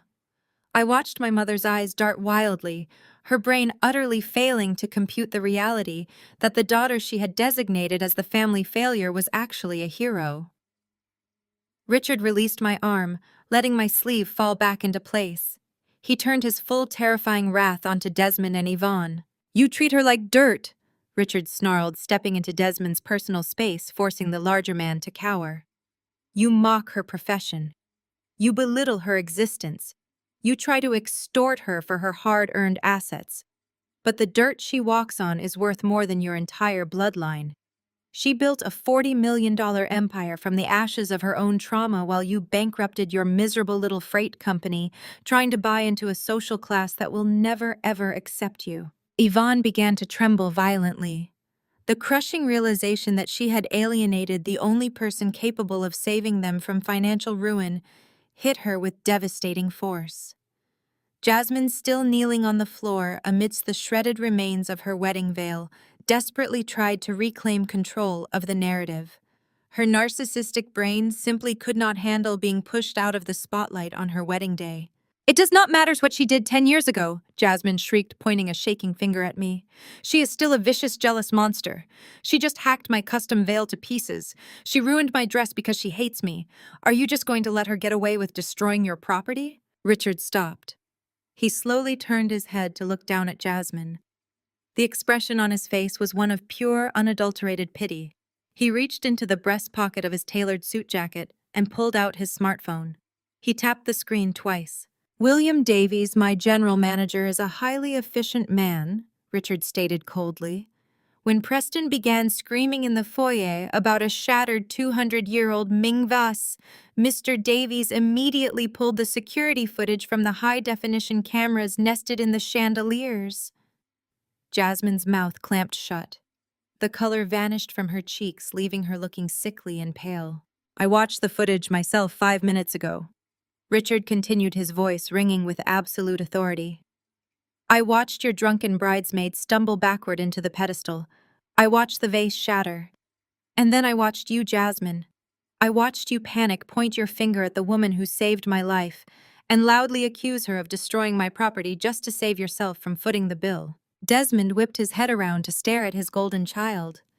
Even he knew that blatantly lying to a billionaire about destroying a priceless artifact was a fatal mistake. "You are a manipulative, shallow fraud," Richard said to Jasmine, his tone devoid of any warmth. "You are a perfect reflection of the toxic, greedy parents who raised you. You slashed your own veil because your sister refused to fund your delusion, and you thought you could frame her for it to force my hand. You are pathetic." The illusion was completely dead. The carefully constructed facade my family had spent 30 years building had been atomized in less than 10 minutes. They were exposed as broke, manipulative liars who had tried to extort a highly successful CEO and frame her for their own destructive behavior. Preston, realizing that his entire future, his trust fund, and his access to the sterling fortune were hanging by a microscopic thread, panicked. He needed to de-escalate the situation immediately before his father made a permanent decision. Preston forced a loud, incredibly awkward laugh. He ran his hands through his hair, taking a step toward Richard with his palms raised in a gesture of surrender. Okay, wow. This has been a very intense morning, Preston stammered, attempting to project a casual, relaxed demeanor that failed miserably. Look, Dad, tensions are high. Weddings are stressful. Jasmine just had a little bridezilla moment, and her parents are just stressed about the catering bill. We can fix this. Kendra is a hero, we all acknowledge that now. That is amazing, really it is. Preston took another step forward, forcing a wide, desperate smile. We are all family now, right? We can put this little misunderstanding behind us, head downstairs and celebrate. We are family, Dad. Let us just move forward. Richard Sterling did not smile back. He did not relax his posture. He stood perfectly still, looking at the cowardly son who had left him to die in a burning building 10 years ago. His eyes narrowed into absolute freezing slits. We are not family, Preston. The echo of Preston asking what his father had just called me hung in the suffocating air of the bridal suite. Richard Sterling slowly straightened his posture, turning his formidable gaze away from me and fixing it directly onto his son. The billionaire patriarch took a deliberate step forward, forcing his son to retreat until his back hit the velvet wallpaper. You surrendered the right to call yourself a Sterling the moment you chose cowardice over character. 10 years ago, Richard stated, his voice a low, vibrating rumble that commanded absolute silence.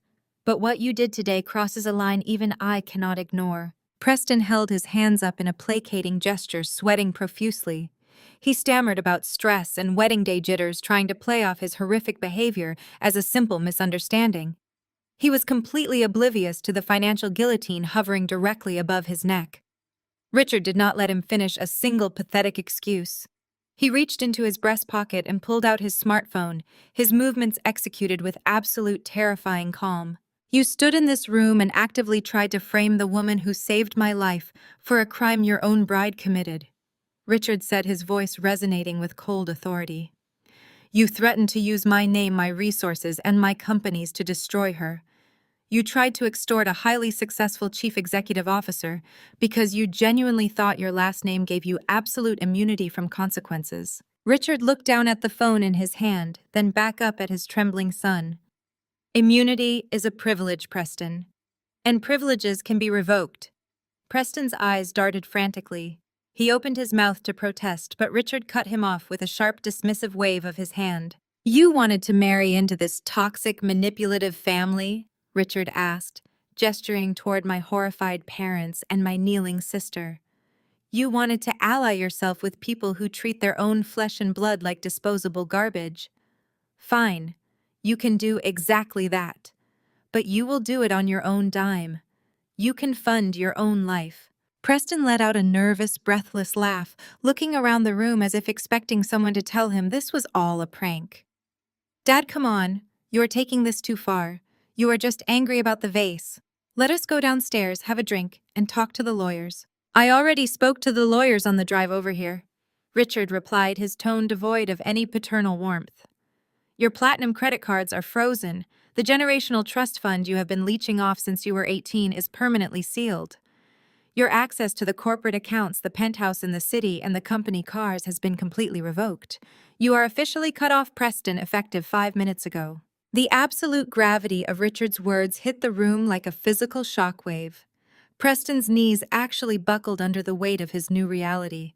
The arrogant, entitled heir, who had just threatened to make me scrub toilets for the rest of my life, suddenly realized he was entirely destitute.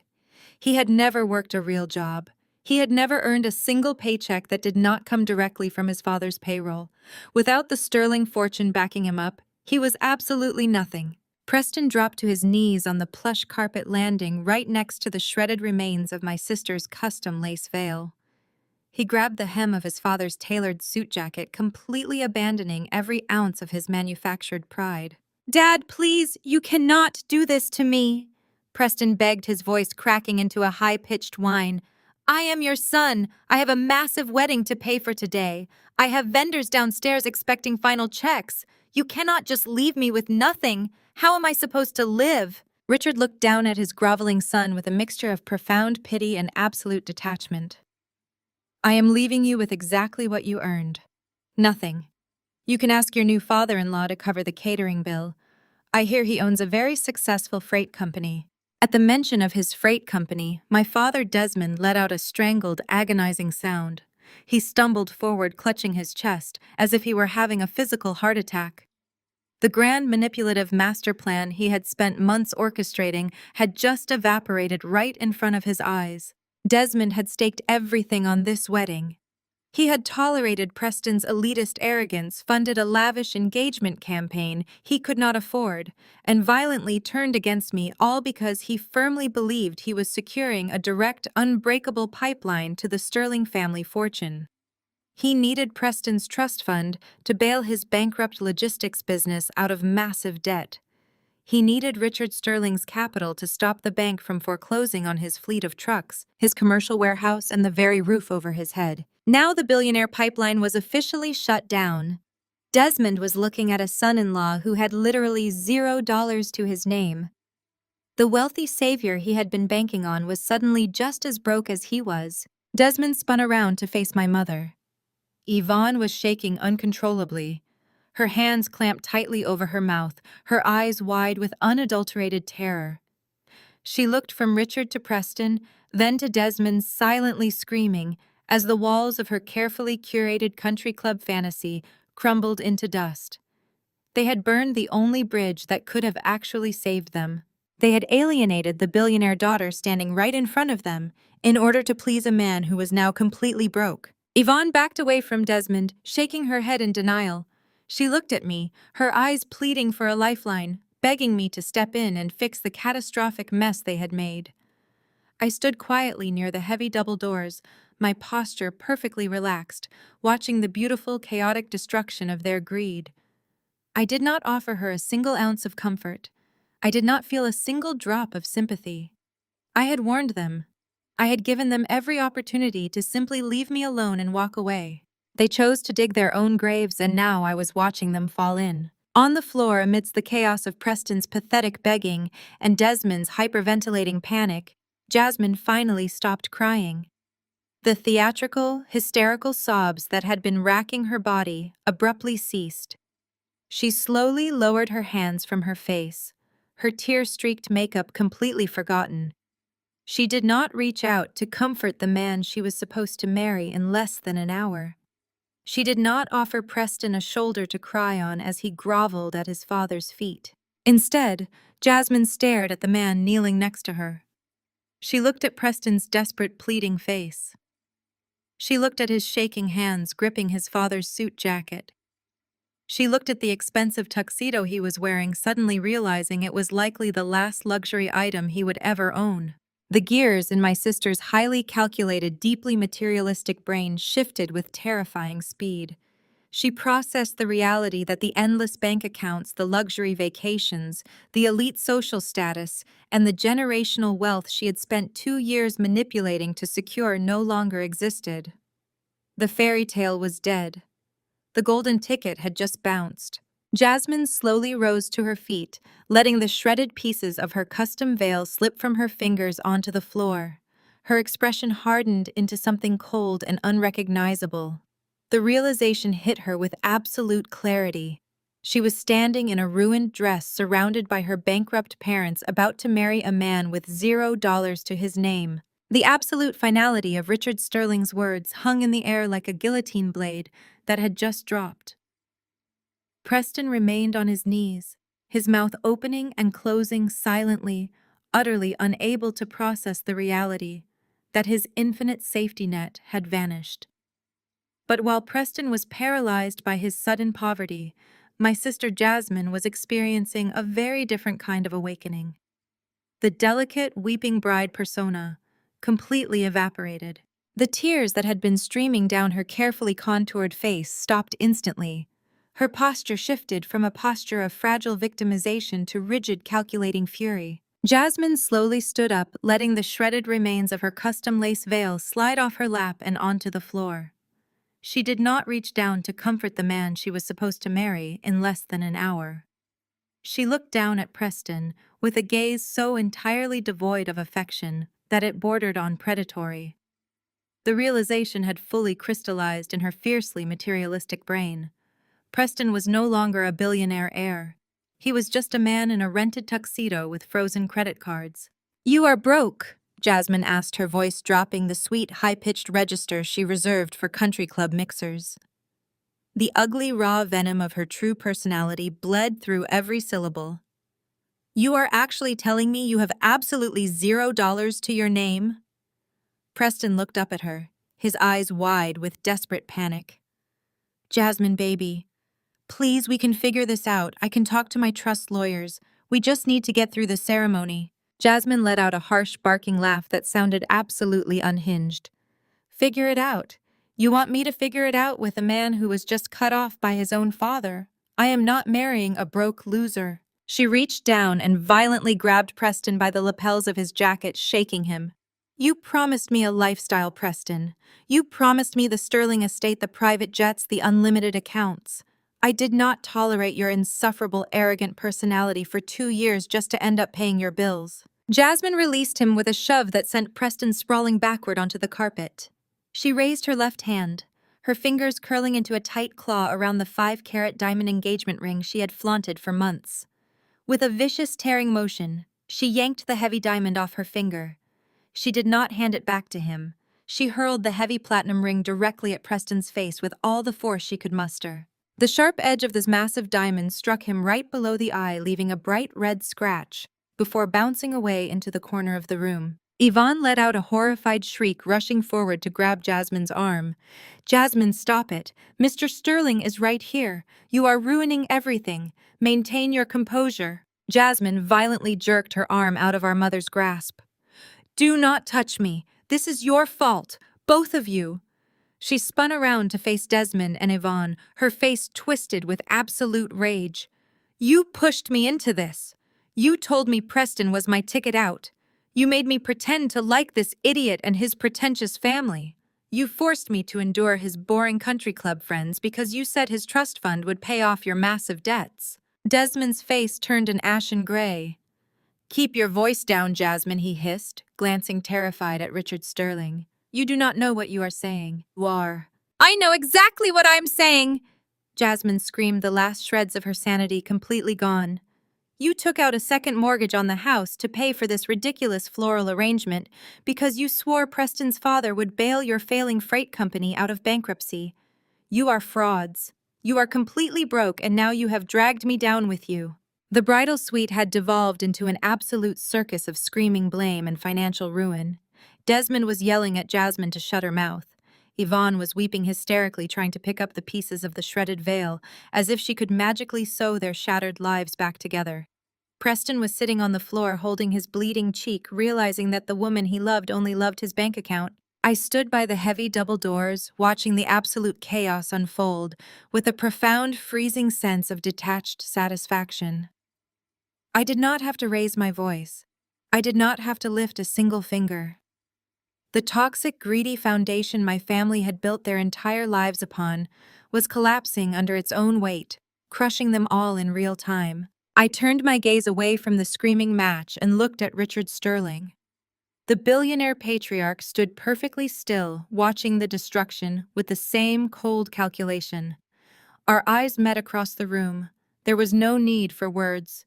I gave him a single respectful nod. Richard returned the gesture, acknowledging the absolute finality of the moment. I turned my back on my screaming parents, my hysterical sister, and the ruined groom. I walked out of the bridal suite, my heels clicking rhythmically against the hardwood floor of the corridor. Richard walked out right beside me, the 4 elite security guards seamlessly falling into step behind us, sealing the heavy mahogany doors shut and trapping the toxic family inside their own manufactured nightmare. As the heavy doors clicked into place, cutting off the muffled sounds of Jasmine's screaming, I reached into my emerald clutch and pulled out my phone. The screen was illuminated with a priority notification from my financial monitoring team. I swiped the screen open. The message was brief and absolutely definitive. Desmond's regional freight company had just officially defaulted on its final commercial loan. The bank was initiating total asset seizure. 2 weeks later, the air conditioning in my penthouse office hummed with a quiet, expensive efficiency. The spectacular implosion of the Sterling wedding had sent massive shockwaves through the city's social elite. The ceremony was definitively cancelled. Preston was entirely excommunicated from the Sterling Empire, reportedly living in a cheap motel and driving a rented sedan. Jasmine had locked herself in my parents' house, refusing to speak to anyone, and my father's logistics business had officially filed for Chapter 7 bankruptcy. The bank had seized his trucks, his commercial warehouse, and had issued a foreclosure notice on the family home Yvonne cherished so deeply. I sat behind my massive glass desk on the top floor of Vanguard Remediation's towering headquarters. The floor-to-ceiling windows offered an unobstructed panoramic view of the downtown skyline I essentially controlled. I was reviewing a newly drafted merger-acquisition contract when the intercom on my desk buzzed. Ms. Kendra, my executive receptionist, said, her voice laced with heavy hesitation. "I am so sorry to interrupt, but there is a man and a woman in the main lobby demanding to see you. They claim they are your parents. Security is prepared to remove them, but they are causing quite a scene." I set my gold pen down on the glass desk. "Send them up." A few minutes later, the frosted glass doors to my executive suite slid open.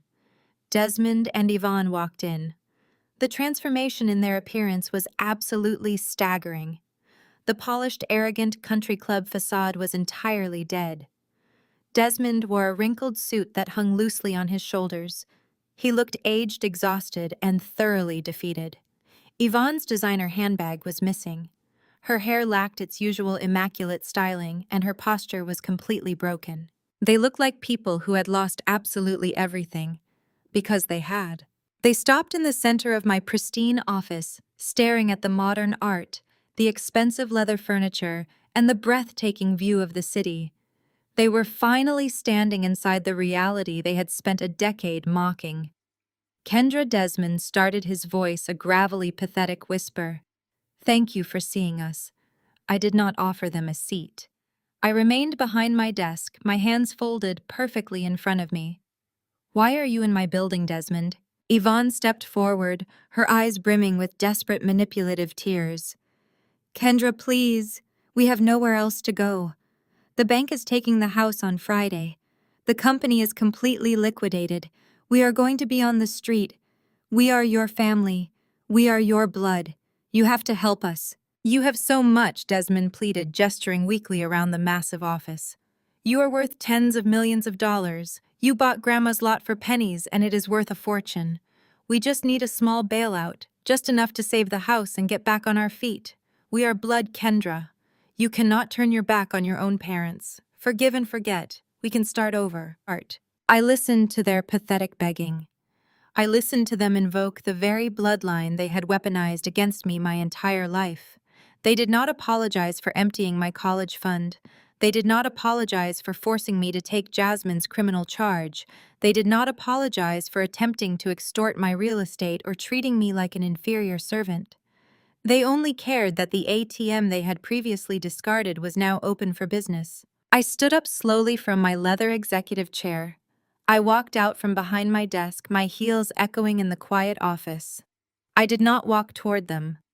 I walked past them, heading straight for a sleek hidden utility panel seamlessly integrated into the far corner of the office wall. I pressed the touch latch. The panel popped open, revealing a small, pristine supply closet used by the daytime maintenance staff. I reached inside and pulled out a brand new, bright yellow commercial janitorial mop with a heavy wooden handle. I turned around and looked at my parents. Their confused, desperate eyes followed my every move. I placed the mop on the polished hardwood floor. With a firm, deliberate push, I slid the mop across the room. It glided over the smooth wood until the heavy base struck the tip of Desmond's expensive, heavily scuffed leather shoes with a dull thud. Desmond looked down at the cleaning tool resting against his feet, then looked up at me, his face twisting in humiliated shock. "Vanguard is always hiring entry-level floor cleaners," I said, my voice entirely devoid of emotion, echoing with absolute freezing finality. "Minimum wage. Shift starts at 4 a.m. The silence that followed was monumental. Yvonne's jaw dropped open. The realization of what I had just done slammed into them with the force of a wrecking ball. I was offering them the exact life they had mocked me for enduring. I was offering them the very mop they had demanded I use to clean up their spilled wine. "You vindictive, ungrateful witch!" Yvonne shrieked, the tears instantly vanishing as her true toxic nature flared back to life. She kicked the mop away, her face twisting in pure venomous hatred. "We are your parents. We gave you life. I would rather rot in the gutter than scrub your floors. You are a disgusting, bitter woman." I did not flinch. I simply walked back to my desk and firmly pressed the red security button mounted under the glass edge. Less than 10 seconds later, the frosted glass doors flew open. 3 towering, heavily muscled security guards marched into the office. They did not hesitate.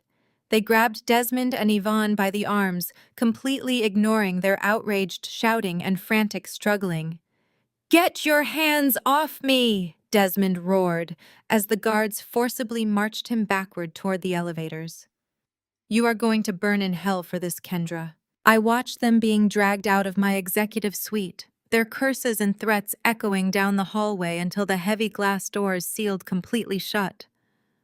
The quiet efficiency of my office returned completely undisturbed by the trash that had just been taken out. I walked over to the floor-to-ceiling windows, looking out over the sprawling city that I now practically owned.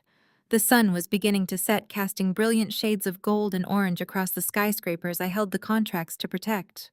The door to my office chimed and slid open. I turned to see Richard Sterling walking in. The billionaire patriarch looked entirely at ease, dressed in a sharp navy suit carrying 2 crystal flutes and an exceptionally rare bottle of vintage champagne. He walked over to my desk, popped the cork with a quiet, satisfying sigh, and poured the golden liquid into the flutes. He walked over to the window and handed me a glass. To the successful acquisition of the downtown commercial district, Richard said, his eyes gleaming with profound respect and genuine partnership.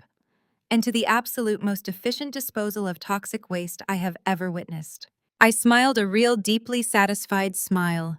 I raised my crystal glass, the setting sunlight catching the thick star-shaped burn scar running across my left palm. It was the mark of my survival. It was the foundation of my empire. And looking out over the city I had conquered, it was the symbol of my absolute sweetest revenge. To Vanguard, I said, clinking my glass against his. We drank the champagne in companionable silence, watching the city lights flicker on below us, leaving the ashes of the past exactly where they belonged, behind me, buried and entirely forgotten. The greatest lesson I learned is that your value is never determined by people who are committed to misunderstanding you. Sometimes the family you are born into will be your biggest obstacle, but you do not owe them your future or your peace. True power comes from building your own empire in silence and having the absolute courage to walk away.